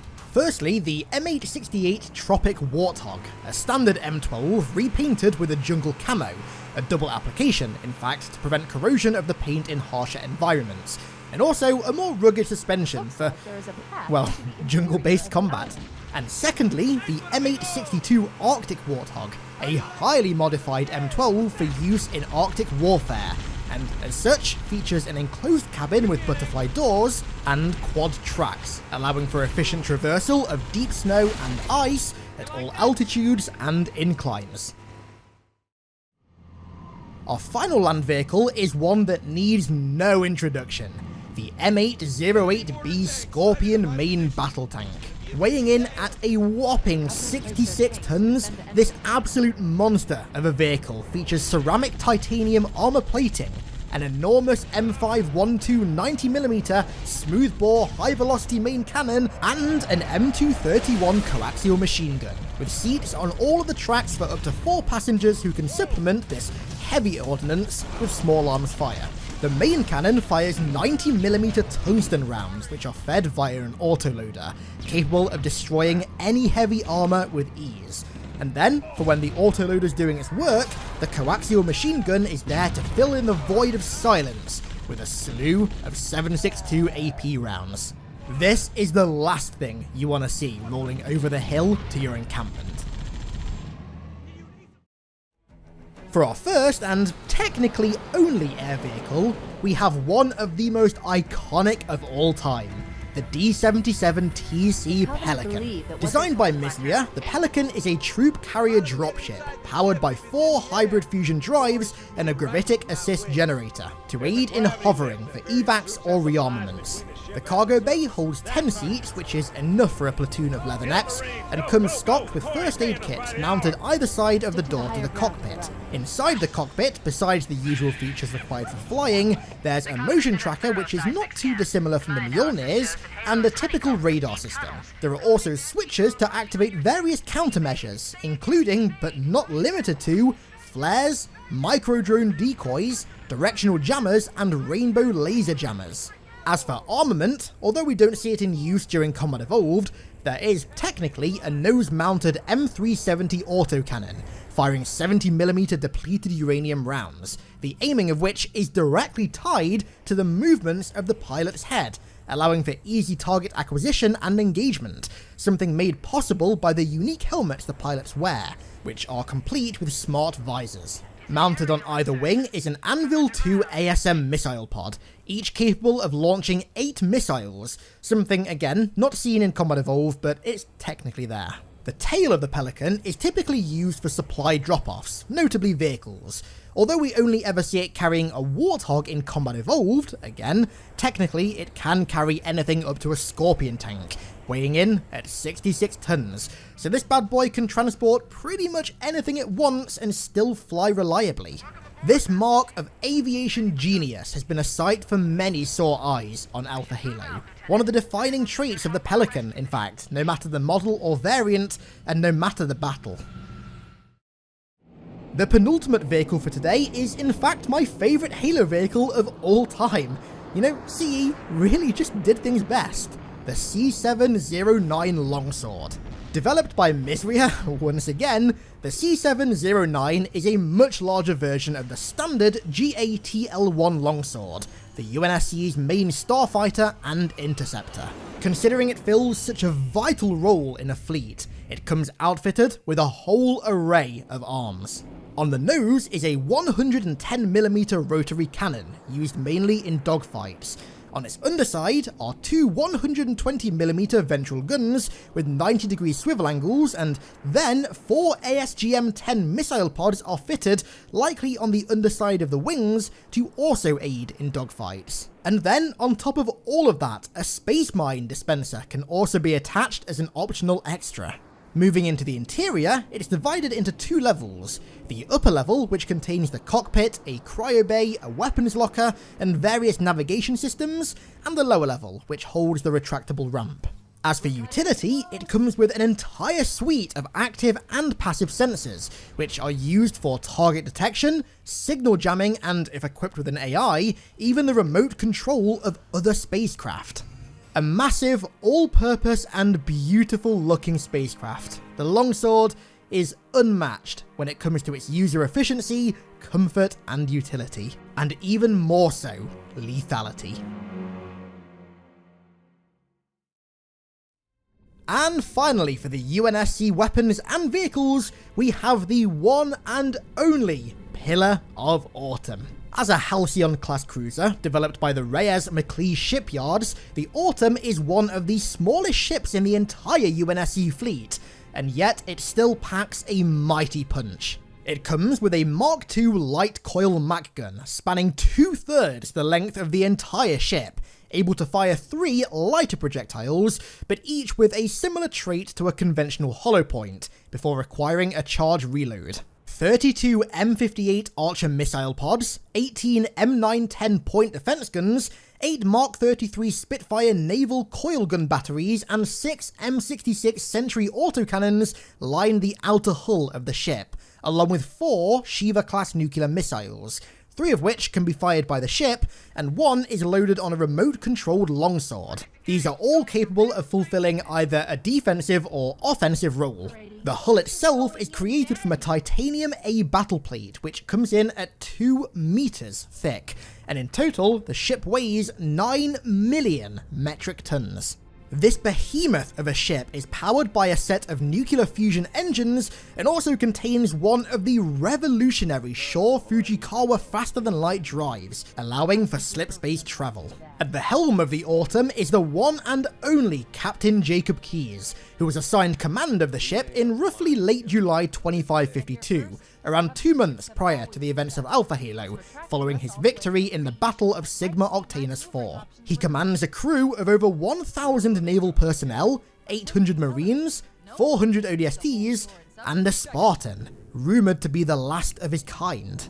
Not only does the Autumn carry extremely precious cargo, but its newest destination is one that will change the course of human history. The Office of Naval Intelligence are no strangers to black ink. Only operatives work under the directive that their missions don't exist, and what little information is made public about the office is just a fraction of what goes on beneath the surface. One such example of which resides within the Spartan Threes, a small group of elite covert Spartans, codenamed Headhunters. To all but a few, the Headhunters were ghosts, their missions classified under the highest of orders. They didn't get the glory the Spartan Twos did. Instead, they lived, fought and died with only the admiration of those few who even knew they existed.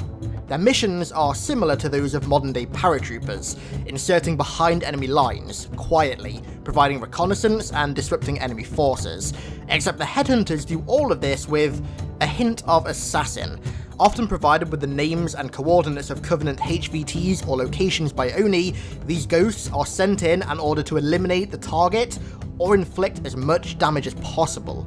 Regarded to as government-sanctioned sociopaths by some within the team, these Spartans more than earn such a title.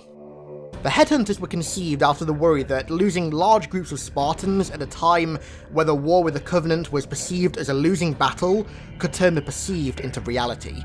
This led to the teams being limited to 2 Spartans in size, codenamed binary squads, with some Headhunters even being sent out on operations alone, codenamed Lone Wolf missions. Spartans were assessed by Oni Beta 5, a highly secretive group within Oni Section 3, responsible for operating the Spartan 3 program. To become headhunters, the already veteran Spartan 3s had to have survived at least 2 specially assigned training missions, before having their mission reports and entire life records from the day of their birth up until their activities in the last 24 hours scanned. This data was then analysed by Oni's top specialists, who ultimately selected only 17 Spartans out of the 1,200 Spartan 3s to fill 6 two-man teams, with 5 reserves on the side ready to fill in for those that were killed in action. Those numbers are reflective of the requirements to join the team.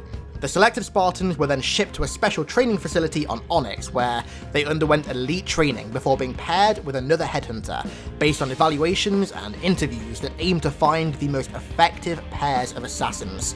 The Spartans were then outfitted with armour and equipment that best suited their roles, with most of them choosing to wear enhanced SPI armour as opposed to the regular Mjolnir. This armour was more fitted for stealth, a core tenet of the Headhunters, but was superior to the more mainstream SPI suits used by other Spartan 3s. The Headhunters SPI featured energy shields, visor technology, motion trackers, and a prototype active camouflage module developed by the UNSC as opposed to the Covenant, using photoreactive panels instead of the Covenant-used energy field active camouflage units that were typically found in the field. Due to the nature of their operations, the weaponry used by Headhunters tended to be quiet yet lethal. Weapons like the suppressed Magnum, suppressed SMG, and sniper rifles were favoured, with remote detonation charges being used on some sabotage missions. The sad reality of the Headhunters, like most Spartan 3s in fact, was that death during missions wasn't only a possibility, it was a likelihood. The missions they were sent on were suicidal. Failure and death were factored into the outcome, and the only hope was that the Spartans were able to do as much damage as possible before their time came.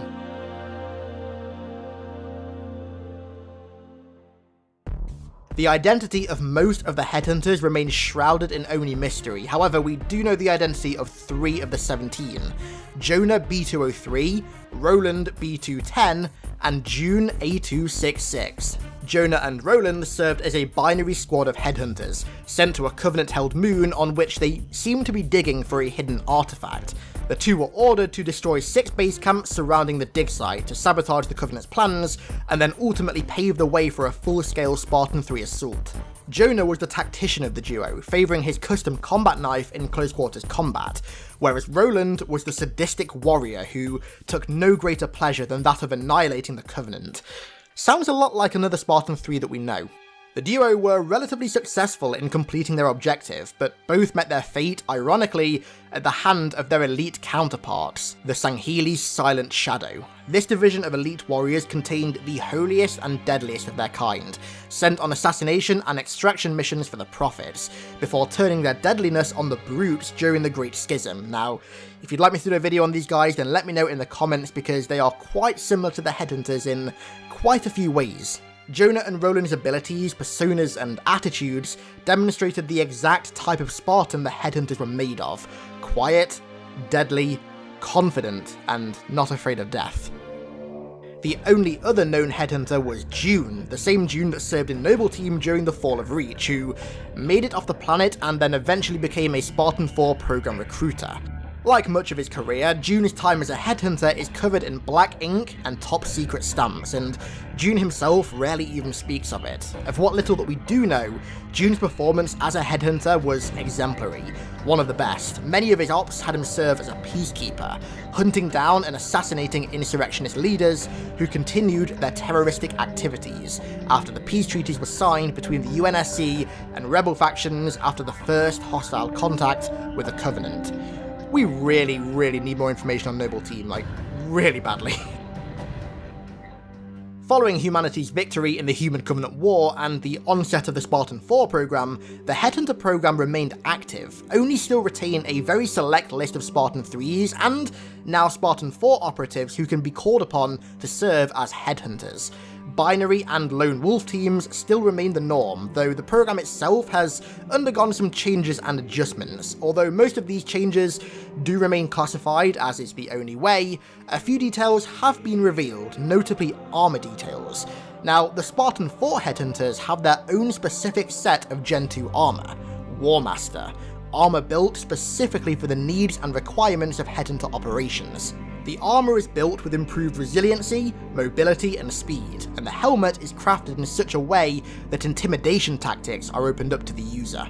Fear is a consistent element of the Headhunter's new specialized armor sets, and none emanate fear more than Wrath, the Gen 2 recreation of Emil's custom EVA armor.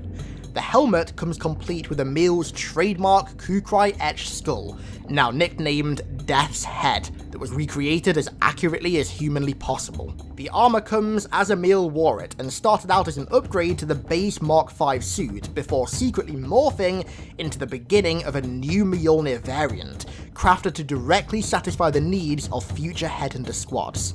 Seeing as a new Mjolnir variant is being created solely for the Headhunters, I'd say that only have plans for them in the near future, and that their numbers are very likely to increase past 2 figures. But no matter how large the number of these ghosts grow, their operations will always factor in certain death, and only will ensure their missions always remain under the blackest of ink. With the Flood being a constant threat in the Halo universe, whether it be from containment breaches or full-blown outbreaks, the Mjolnir platform used by Spartans has had to adapt over the years to this biological threat. So today, we are looking at all of the armors from Halo 3 to Halo 5, worn by Spartans, both intentionally and also unintentionally designed, to bring an end to the parasite. Before we start, I just want to quickly let you all know about my Twitch channel. So recently I've been streaming over on twitch.tv/HiddenXperia pretty much every day. So definitely go and check it out, drop it a follow, and tune into my next live stream, maybe. So, let's begin with the only piece from Halo 3. The first element of Spartan armor that is very likely used against the Flood is one that's pretty damn iconic, the katana. Now, for the record, we don't know for 100% sure if the katana being used by Spartans is canon, but if it is, we can very likely assume that it would be used against the Flood. A blade as sharp as a katana, combined with the raw strength of a Spartan, enhanced by Mjolnir armor, would make slicing through the rotten flesh of Flood forms painstakingly easy. Considering that katanas are commonly used against more resilient forms of zombies in other gaming universes, I have no reason to believe that Spartans wouldn't be able to find efficient use in a katana against the Flood. Moving on to Reach, the Grenadier armor variant, worn by George, helped usher in one of the most efficient Flood countermeasures into the Mjolnir platform. The armor was the testing bed, or one of the testing beds, of the energy shield seen in every single piece of Spartan armor nowadays, one of the most crucial protective measures against infection forms in particular. If it wasn't for Grenadier and the other sets of Mjolnir that were used to test energy shields, then I think we would have seen a lot more infected Spartans during the war. However, the Hazop Mjolnir variant is the first armor set used by Spartans to protect them on missions that involve large biohazard threats. Of course, that includes the Flood. Both the Reach Gen 1 and the Halo 4 Gen 2 variants involve similar countermeasures, including heightened protection against radiation and technology built to manufacture pure oxygen in toxic environments. The Gen 2 set's chest also contains a oxygen filtration system. Now, these systems provide the Spartans with safe-to-breathe air in environments where the air may be laden with flood spores, making it unbreathable. HAZOP is very, very likely used by specialized anti-flood Spartan task forces designated with guarding flood research facilities. Some of Reach's armor attachments could also be really useful against the flood as well. The collar attachment for chest pieces is designed to protect the exposed areas of the neck, which would make it a lot harder for infection forms to, do their thing, considering that they go straight for the neck. The carbon attachment also adds ventilation pipes, and is able to be added to many of the helmets in Reach, including HAZOP. These pipes seemingly aid in operations conducted in hazardous zones, such as flood hives, where the air might be compromised by flood spores. Okay, so now that we're moving over to Halo 4 and Halo 5's armor sets, all of these pieces of armor are built for the newer updated Gen 2 Mjolnir platform, aimed primarily at Spartan 4s and their needs in a post-human Covenant War universe. Also, something quickly worth noting is that despite the Flood's supposed defeat at the end of Halo 3, they are still absolutely a threat in the galaxy after Halo 3, hence why these armor sets that we're going to talk about actually exist in the first place. If you want to know more about that, then check out my video about what happens when a Spartan gets infected by the Flood, where we cover all of that stuff in a little bit more detail. The link is down in the description. So, the first set is Halo 4's Pioneer armor. The helmet features a dual-locked rebreather that makes this armor set ideal for reconnaissance missions in hostile or unknown environments, primarily ones of alien origin. Now, of course, this applies really well to flood-infested environments, or Blightlands as they're now called. Pioneer would be super useful for scouting out these locations and providing intel on the UNSC's best course of action in purging the Blight. The other set from Halo 4 is Prefect. Now, this armor is strange because it doesn't actually have anything directly built into it to help in hazardous environments, nor has it ever been used in them to our knowledge. However, it is based directly on a suit of Forerunner armor that was discovered on Onyx, that was used by the Forerunner prefects during the end of their civilization. Now, this is really significant because at this point in time, the Flood were the most powerful that they have ever been in their history of existence, and had consumed practically everything in the galaxy, and the Foreigners were doing literally anything they could even imagine to try and put a stop to it. This means that the armor Prefect is based on was very likely designed purely to combat the Flood. Therefore, we can assume that within Prefect are countless Flood countermeasures that the Foreigners put in place in the original Prefect armor that carried over, both hardware and also software based, foreign in origin, but with modifications made by ONI and the UNSC. And finally, moving over to Halo 5, we have a fair few pieces of armor, some of which are actually built directly to counter the Flood. Firstly, we have two visors, the first of which is aptly named Flood. The green Flood visor is built specifically for Spartan assessment and containment teams deployed to foreign locations that may contain the parasite, hence the name. The second visor is called Icor, a similarly coloured visor designed to identify, index and inform on all matters related to biohazards, a visor that is also very likely used alongside Flood in Spartan containment fire teams when combating the Flood. Moving over to the armor sets, we have Cinder, which comes with lab-grade hazmat filters, and is already used by Spartan special containment teams in UNSC facilities, likely those dealing with the Flood. Based on this, we can assume that anti-Flood Spartan task forces use Cinder in operations where the Flood could be a threat. The Breaker armor, although we do know next to nothing about it, is known to be used in environmentally compromised zones. Now, I'm going to assume here that environmentally compromised zones include zones compromised by biohazard threats, as in the case of the Flood. That just makes sense to me. ONI's highly classified Copperhead armor, used by Olympia Vale, is equipped with interior systems that can exploit the complex terrain of human and also alien societies.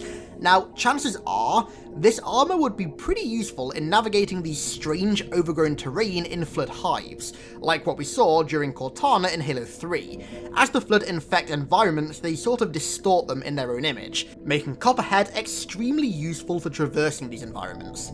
Next up we have the Hellcat armor, which is a really interesting one because it was built from knowledge and materials stripped from the vault of a crashed ancient human ship that was discovered by humanity.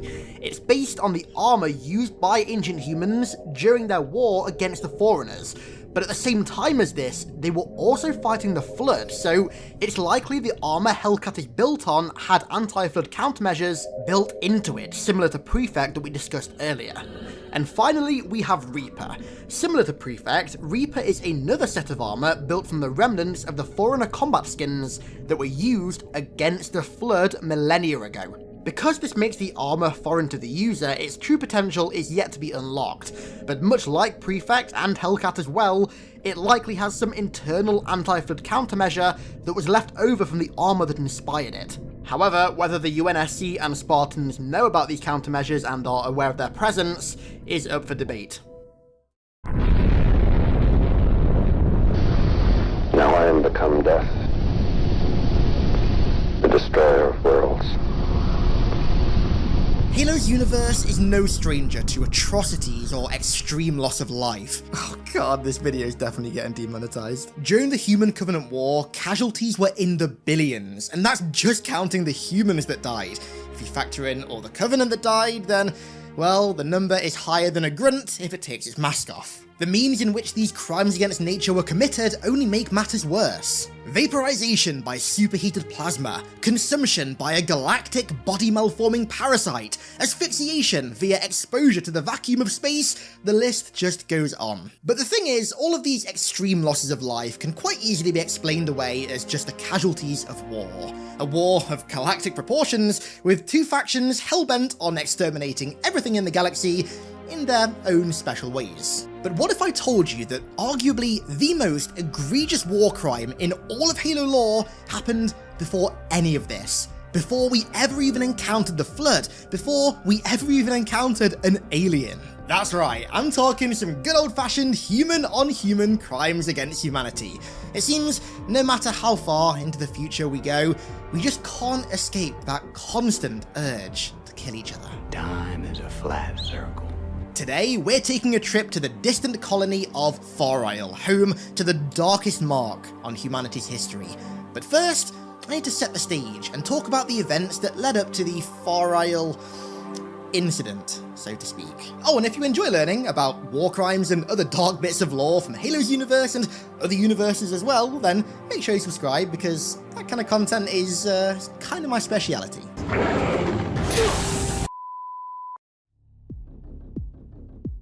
The 21st through 25th century was a time of great expansion for humanity. We spread our wings and started to explore the galaxy, establishing colonies and functioning societies on distant planets.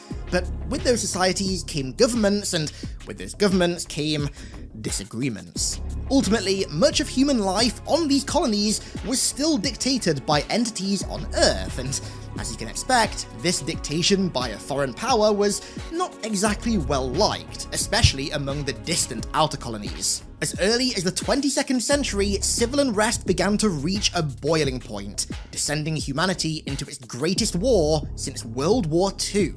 The Interplanetary War.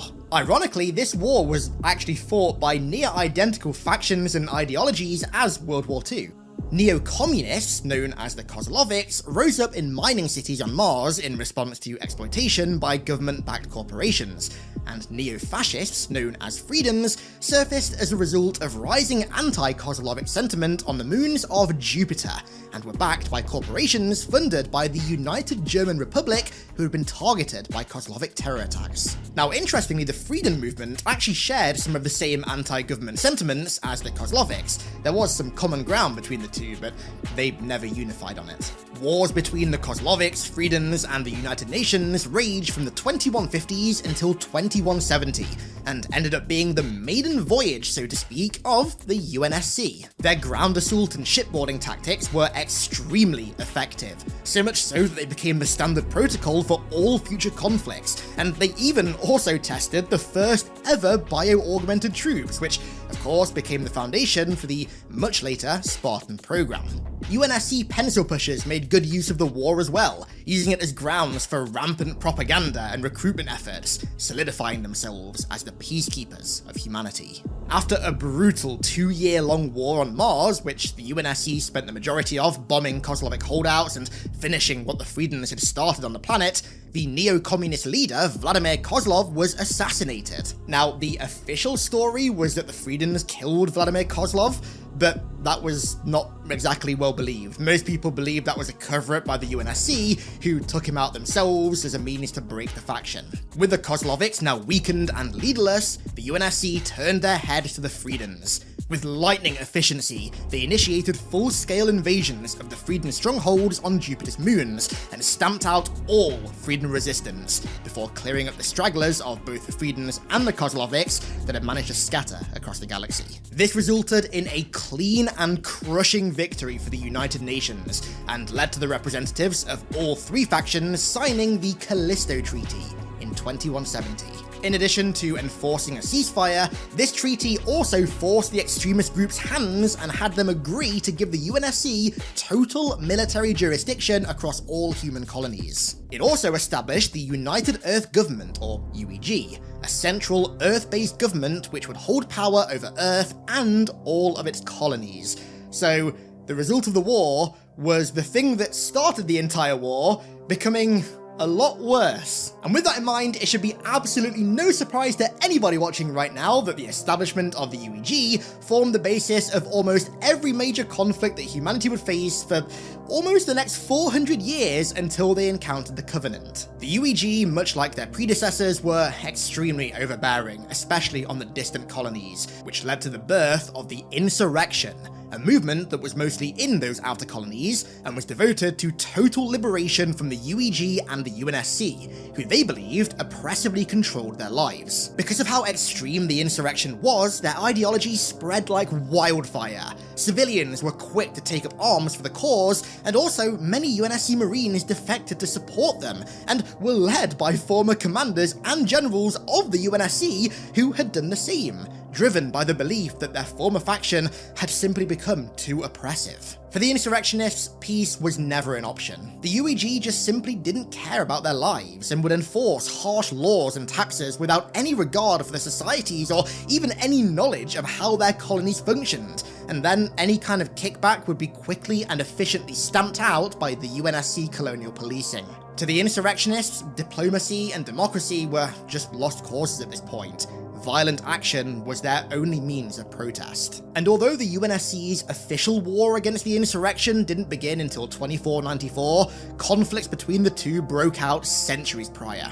At some point, likely in the 24th century, the Hydra system was plagued by pirates and insurrectionists, which led to a series of events known as the Hydra System Massacres. Now, I think you can tell where this one is going. Although the Hydra system was under the jurisdiction of the UEG, it was distant and near lawless, so the clear-cut war crimes that took place there never really saw any repercussions. And what were those war crimes, I hear you ask? Well, they involved nuclear weapons, so nice and ethical. Basically, whenever the UNSC forces would move through the system, they'd hand out good old-fashioned nuclear justice to the innies and the pirates. I think that's all I need to say.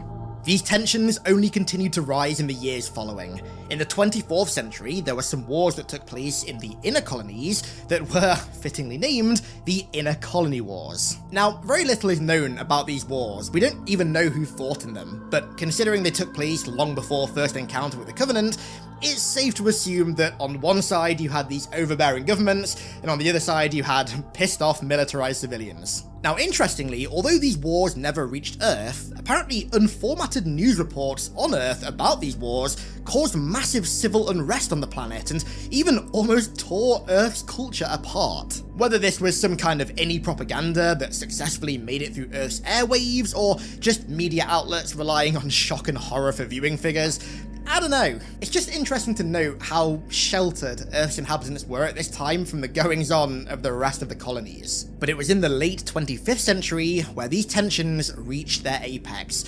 culminating in the most egregious war crime in human history. A crime so egregious that the highest of higher-ups at ONI didn't even think it was real. They thought it was innie propaganda because of how extreme it was, which, considering ONI standards, is extreme and then some. Because of the sheer morbidity of what happened on Far Isle, accounts of the event are brief. Most information likely got redacted enough times to cause a black ink shortage in the inner colonies, but given how bad the available information makes the event seem, it doesn't even bear thinking about how bad the redacted information is. So, what happened? In 2492, an uprising began on the UEG colony world of Far Isle. Now, the specifics of what caused this uprising are currently unknown, likely heavily redacted, but we can theorize. There's the obvious assumptions that it was sparked by the UEG enforcing heavy taxes and levies on the planet, and or the UNSC's draconian policing, but this wasn't a regular uprising. It was far more aggressive than the typical uprisings they were used to, and so it may have been caused by a decision made by the UEG 5 years prior. In 2487, two groups of insurrectionists, the People's Occupation, based on Reach, and the Secessionist Union on Eridanus II, came together and submitted formal requests to the UEG on behalf of a dozen colony worlds to secede from the UEG and become independent colonies. It was a rare, peaceful offering from the insurrection, likely a dream come true for many state officials, but unfortunately, the UEG could not have handled this situation any worse. They immediately denied the request without a second thought. This made it clear to the insurrectionists that the UEG weren't even willing to listen to reasonable, peaceful offerings, and it only reinforced their belief that violence was the only way to free themselves from their oppressors. It made the cause seem so much more legitimate to those who maybe weren't fully on board before, and it was likely one of the main sparks that ignited the rebellion on Far Isle. But like I said before, this wasn't a typical rebellion. It was much, much worse. It was like the colony's collective tipping point had finally been reached. The UNSC intervened to try and quell the rebellion, but all attempts to either de-escalate or stamp it out entirely just failed. The culmination of centuries of oppression, neglect, and mistreatment reared its ugly head to face its oppressors, and was simply too much for them to handle by regular means. The shining beacon of humanity's military were hopeless to stop it, and so desperate measures were enacted. On a redacted date in 2492, UNSC GATL-1 longswords broke through Far Isle's atmosphere and, for lack of a better phrasing, nuked the colony and all of its inhabitants to high hell. As far as we know, not a single person on Far Isle survived the explosion or the subsequent radiation. Every single man, woman, and child on the entire planet was killed in a horrific manner for simply wanting independence from an overbearing and draconian government. As the mushroom clouds began to rise, the UNSC declared Code Bandersnatch across all channels, which indicates a major radiological or energy-based disaster. Now, interestingly, slightly off topic, the code Bandersnatch has only ever been used for two events in human history.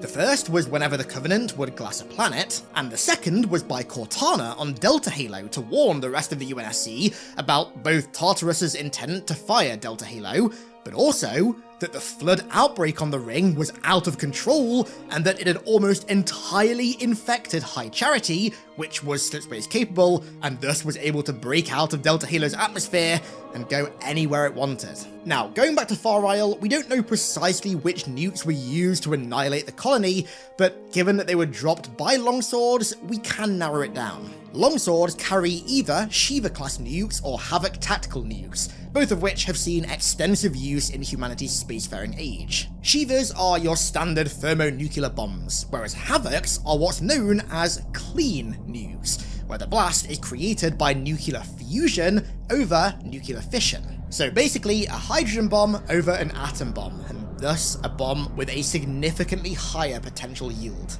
But at the end of the day, it doesn't matter if the nukes were clean or dirty. The inhabitants of Far Isle met an awful fate regardless. Any regions of the planet unaffected by the initial blast would have been plunged into a harsh nuclear winter, the ground made infertile and unlivable, and radiation as abundant as oxygen.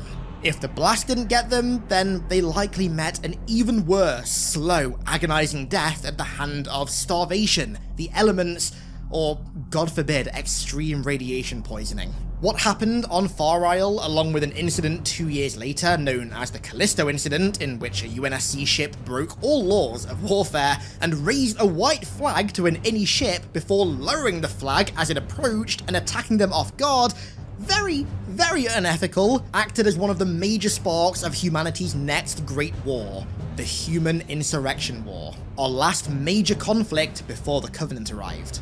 The UNSC officially declared war on the insurrection sometime in 2494, 2 years after the Far Isle incident, and for the next 31 years, the two were locked in vicious warfare that didn't even let up when the Covenant War broke out, and that as far on as nowadays is still a major thorn in the UNSC's side. Because of the core beliefs of the insurrection and the way that humanity operates in the 26th century, it's unlikely that the UNSC or any military or non-military force will ever truly stamp out this rebellion. Rebelling against a higher force is just a core part of human nature, and the insurrection is just a militarized embodiment of this key part of the human psyche. That also means that although Far Isle may be the UNSC's greatest war crime as of now, it likely won't be forever. I'm sure at some point they'll end up using a planet-cracking Nova bomb on an INI colony, or using INI POWs in experiments with the Flood, or something absolutely awful like that. Given what we know about ONI, I'd say it's only a matter of time until they orchestrate something even worse than nuking an entire planet of people purely because they don't want to live under the draconian rule of the UEG and the UNSC. Did you ever wonder what happened to Master Chief between being stranded in space with Cortana and the elusive Dustin Echoes, and him telling that to the Covenant? Well, today we are going to answer that question by diving into one of the first books your boy ever read, Halo First Strike. If you want to listen to First Strike for free, then boy, do I have a proposition for you. I apologise for that accent. Sign up for an Audible free trial using audibletrial.com/hiddenxperia, and you can claim the audiobook version of First Strike to keep forever for absolutely nothing. Even if you cancel your free trial by the end of the month so you aren't charged a dime. And at the same time, you also help out your boy big time.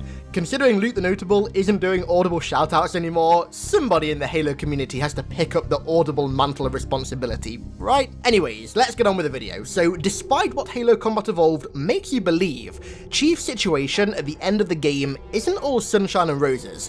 Despite it looking like he'd escaped to safety on the longsword, he was still stranded and with limited oxygen, food, and water that would last only a few hours.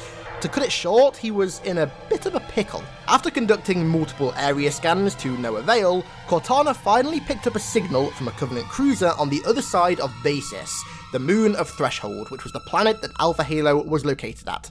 As the two moved closer to the cruiser, the rest of its fleet appeared complete with its flagship, and as they got closer, Cortana's low-level scanners picked up a signal from what appeared to be a set of cryotubes from the Pillar of Autumn. Chief put his helmet back on, resealed his armor so that it was fit for EVA, and had Cortana vent the atmosphere within the ship to provide it with enough propulsion to reach the tubes without powering it up so the Covenant fleet wouldn't be alerted by its presence. In doing so, he also gave the ship a tiny bit more power, which allowed Cortana to conduct a scan powerful enough to pick up a friendly pelican among Alpha Halo's debris. After just managing to get the cryopods inside the longsword, Chief and Cortana began to assess the pelican. Now, from what they could tell by the scan, it seemed to have either crashed on a piece of the Halo's debris or had parked on it. As the two were assessing it, and also the cryopods, one of which contained the unconscious body of Linda 058, the Covenant cruisers began targeting the longsword, likely due to the extra power that Chief gave it. As the cruisers ready to fire, the Pelican sprung into action and fired missiles at it to distract it, allowing Chief to begin a counterattack on the ship's plasma turrets using the longsword's main gun and missiles. Cortana then took control of the ship, flying it directly into the Halo's debris field for safety, while Chief conducted another scan before making contact with the Pelican. It turned out that on board was Naval Air Squadron Warrant Officer Sheila Pulaski, an ODST called Locklear, an ONI lieutenant named Elias Haverson, and the one, the only, Sergeant Avery Johnson. Over the comms, Chief set a nav point for the two ships to meet, and considering where he'd set it, he had a pretty damn crazy plan to get there. The nav point was placed above the fleet's flagship, and the plan was for Pulaski to create a system link between the Longsword and the Pelican, which would allow Cortana to control both at the same time, and then slingshot the two ships around the moon's orbit, in doing so dodging the fleet's cannons and, with just a little bit of luck, arriving safely at their destination. As the slingshot procedure begun, Chief opened the hatch that connected the two ships, and the first person that he saw shocked him: Sergeant Johnson. The last Chief saw of Johnson was the footage of him and his squad being overwhelmed by the flood from Private Jenkins' helmet cam, and given that he never found any of the squad's bodies in the facility and never saw Johnson after that, he just assumed that Johnson had been infected by the flood like the rest of his platoon.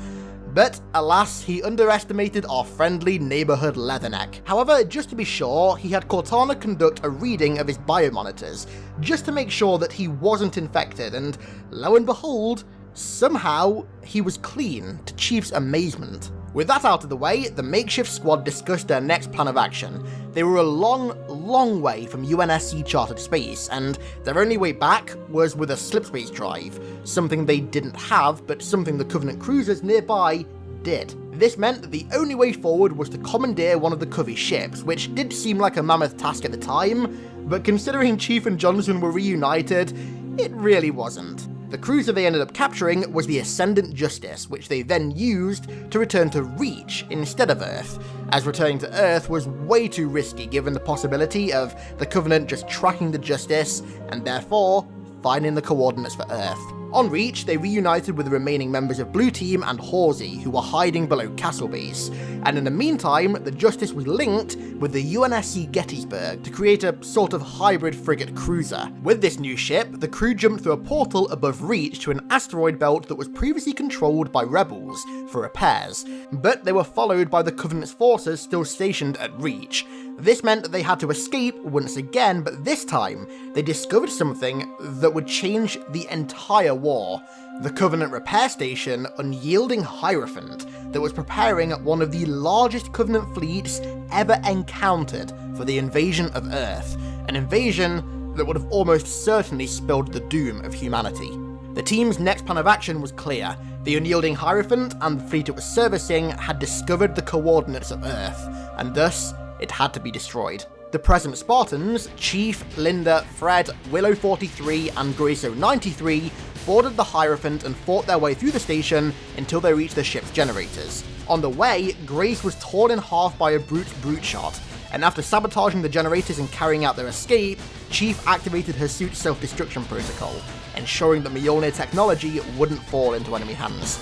It was during their escape that Linda would display her true skill with a sniper rifle.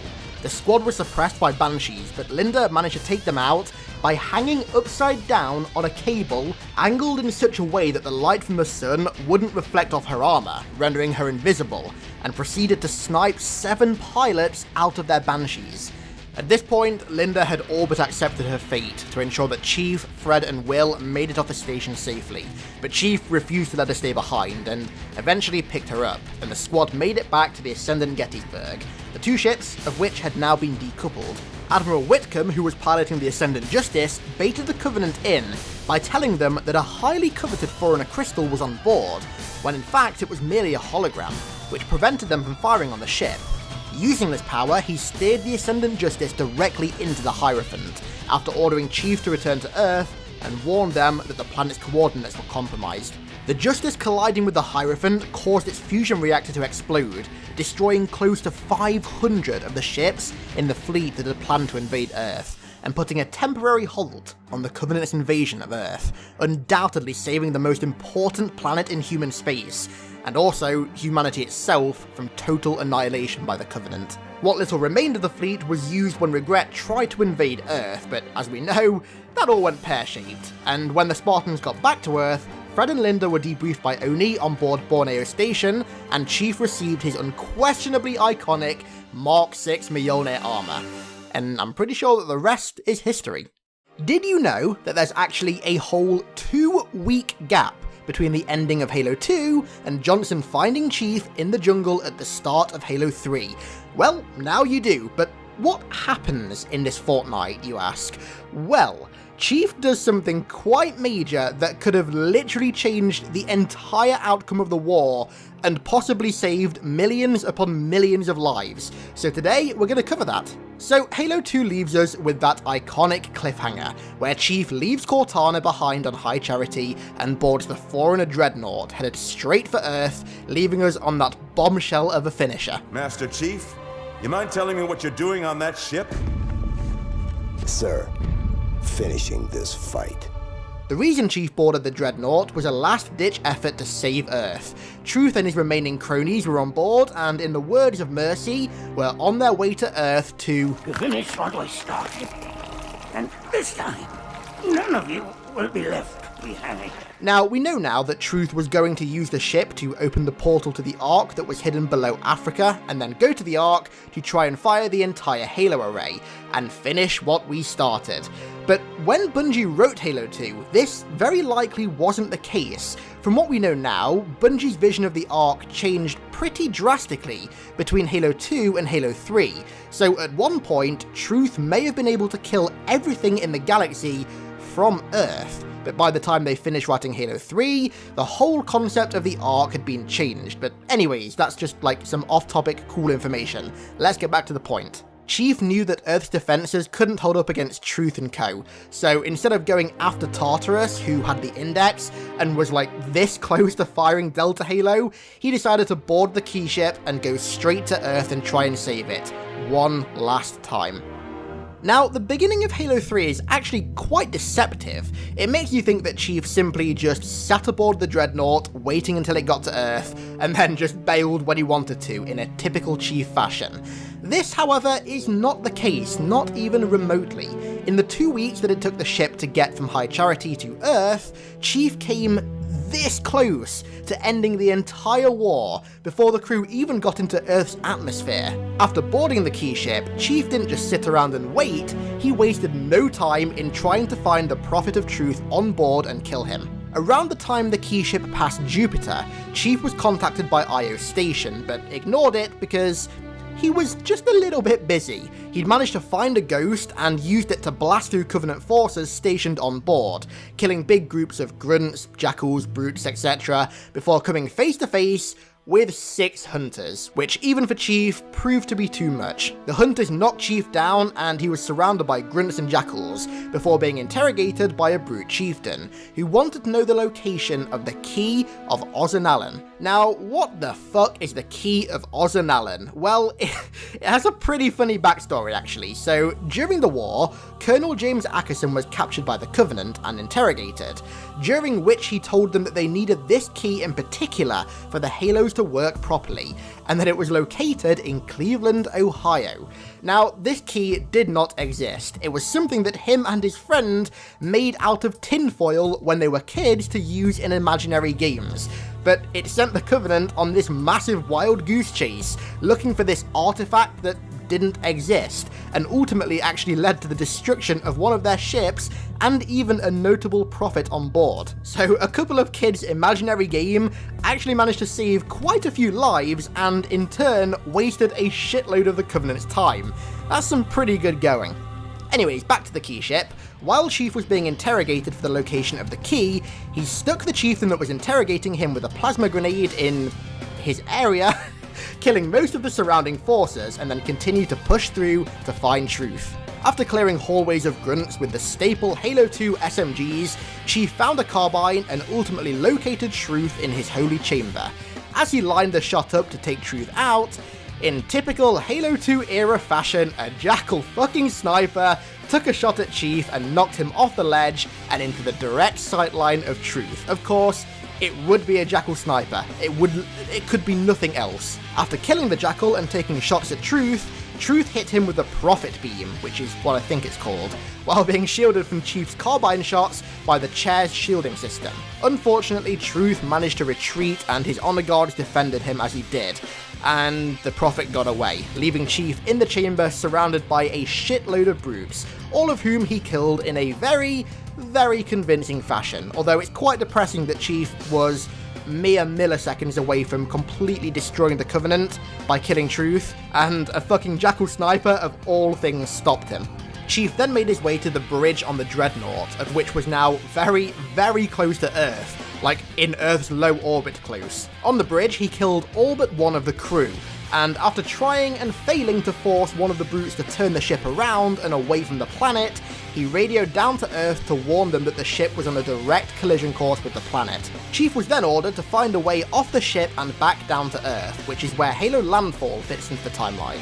So Neil Blomkamp's short Halo 3 movie-esque teaser follows two ODSTs who were sent to retrieve a laser designator for the UNSC to track Chief as he re-entered Earth's atmosphere. The way that Chief got back down to Earth was literally by jumping out of the Dreadnought. He took a big piece of metal from the ship to hold in front of him so the Earth's atmosphere wouldn't burn him up when he re-entered it, and he also locked his armor as he got closer to the ground to try and sponge as much damage from the fall as possible, but he made it back down there, and the ODSTs from Landfall were successful in finding and using the laser designator to track Chief's drop location, the Tanzanian jungle in Africa. And then, the rest is history. Johnson and co. find Chief, and then Halo 3 begins. Now, one pretty cool thing to note is that in a super early build of Halo 2, Bungie had actually partly built a Warthog and Banshee run for the end of the game. Now, it looked like the Warthog run was going to take place on High Charity, and would take you up to the conduit that Chief used in the actual game to board the Dreadnought, but instead of actually jumping into the conduit, you'd fly a Banshee, maybe into the hangar of the keyship or something. Now, I spoke to Vengeful Vadam about this, who does videos on like old Halo betas and stuff. His channel is super interesting, the link is in the description, go check him out. And by the sounds of it, this mission will never be playable unless for some weird reason 343 remake it or somebody gets a hold of the files and completely finishes it. But either way, it's pretty cool to look at what could have been and just dream about what Halo 2 could have ended like. So I hope you enjoyed this little bit of extra lore, and maybe it gives some context to the big gap that you never knew existed between the two best video games in human history. And yes, that is an objective fact. I think it's pretty funny how Chief was like mere milliseconds from ending the war right there and then, and he could have saved millions of lives had there not been a Jackal fucking sniper sat right behind him waiting to quickscope him. It isn't uncommon for high-ranking government agencies to turn on their agents, especially those dealing with highly sensitive information that would be detrimental if it ever saw the light of day. Loose ends have to be tied up, and sometimes these loose ends happen to be operators who just know too much. Oni are no exception to this. Their treatment of Benjamin Giraud is living proof that anyone who knows too much is taken care of, both publicly and privately. But their most grievous act of smearing was of the greatest hero in the history of humanity. This is Oni's grievous betrayal of the Master Chief.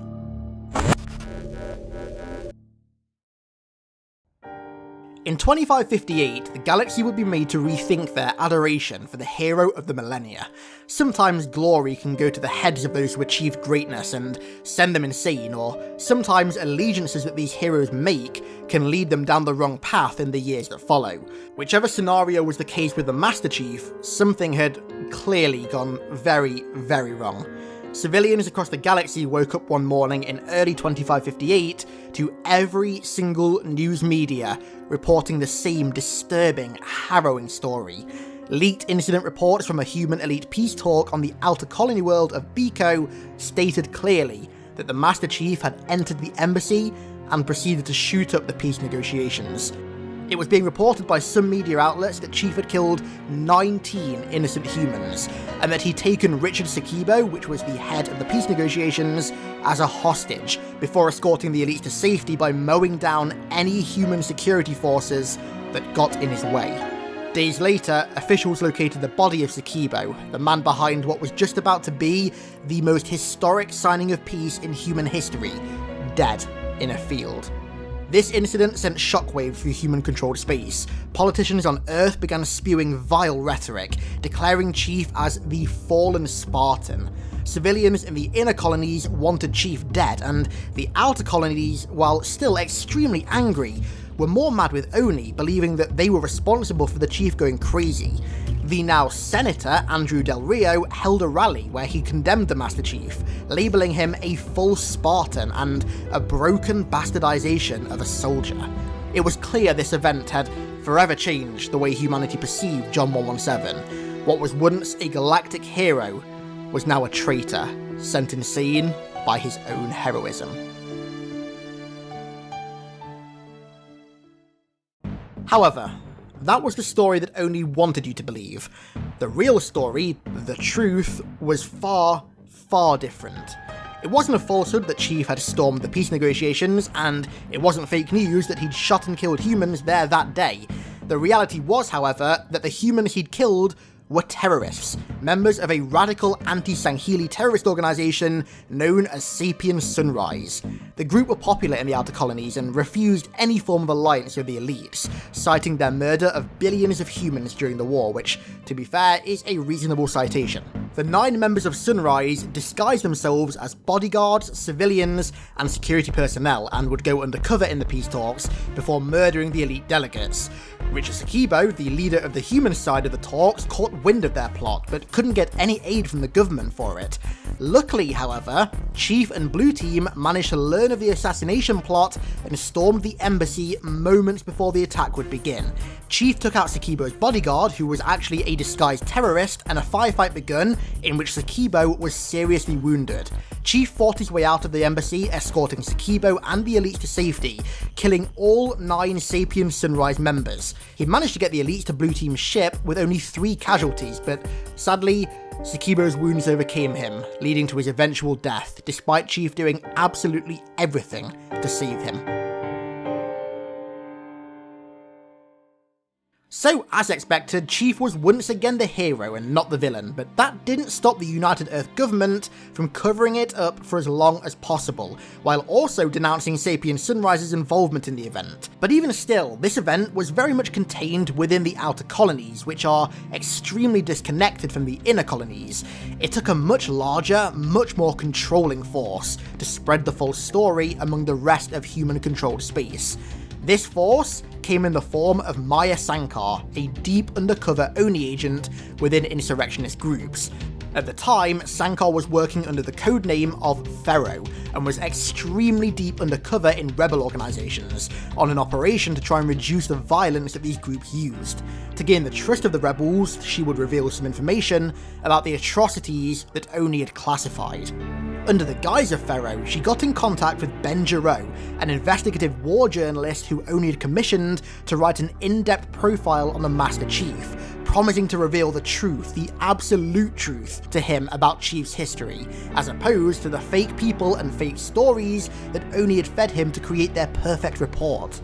Then the attack on Biko happened, and to really emphasise the disturbing, immoral history of the Chief at the hand of Oni, she leaked the incident reports to inner colony mainstream media, including the UEG and Biko government's alterations that covered up Sapien Sunrise's involvement and implicated the Chief.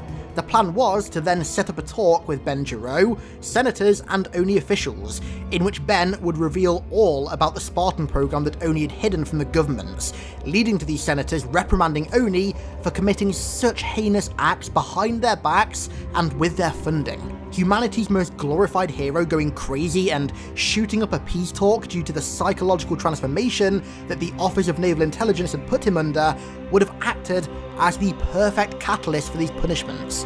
However, the senators didn't buy it, continuing to trust Oni, and Ben's feed to the conference was cut off. Ultimately, Pharaoh ended up going dark, and when Ben was going to reveal all of the truths that he'd learned about Oni, the Spartan program, and the Master Chief to the world, live on ECB News, Oni officials managed to get in just before him and discredit all of his evidence. This made Ben look like no more than a crazy conspiracy theorist with no basis in reality. Live on TV, he just had every single piece of evidence he'd spent the last weeks accumulating and getting from inside sources completely discredited in front of millions of live viewers. He was then taken away by Oni and put in Midnight Facility, the highest security prison in the galaxy, for the rest of his days. all for finding out the true origins of the Master Chief and every single Spartan too, of which he now knew were nothing more than child soldiers.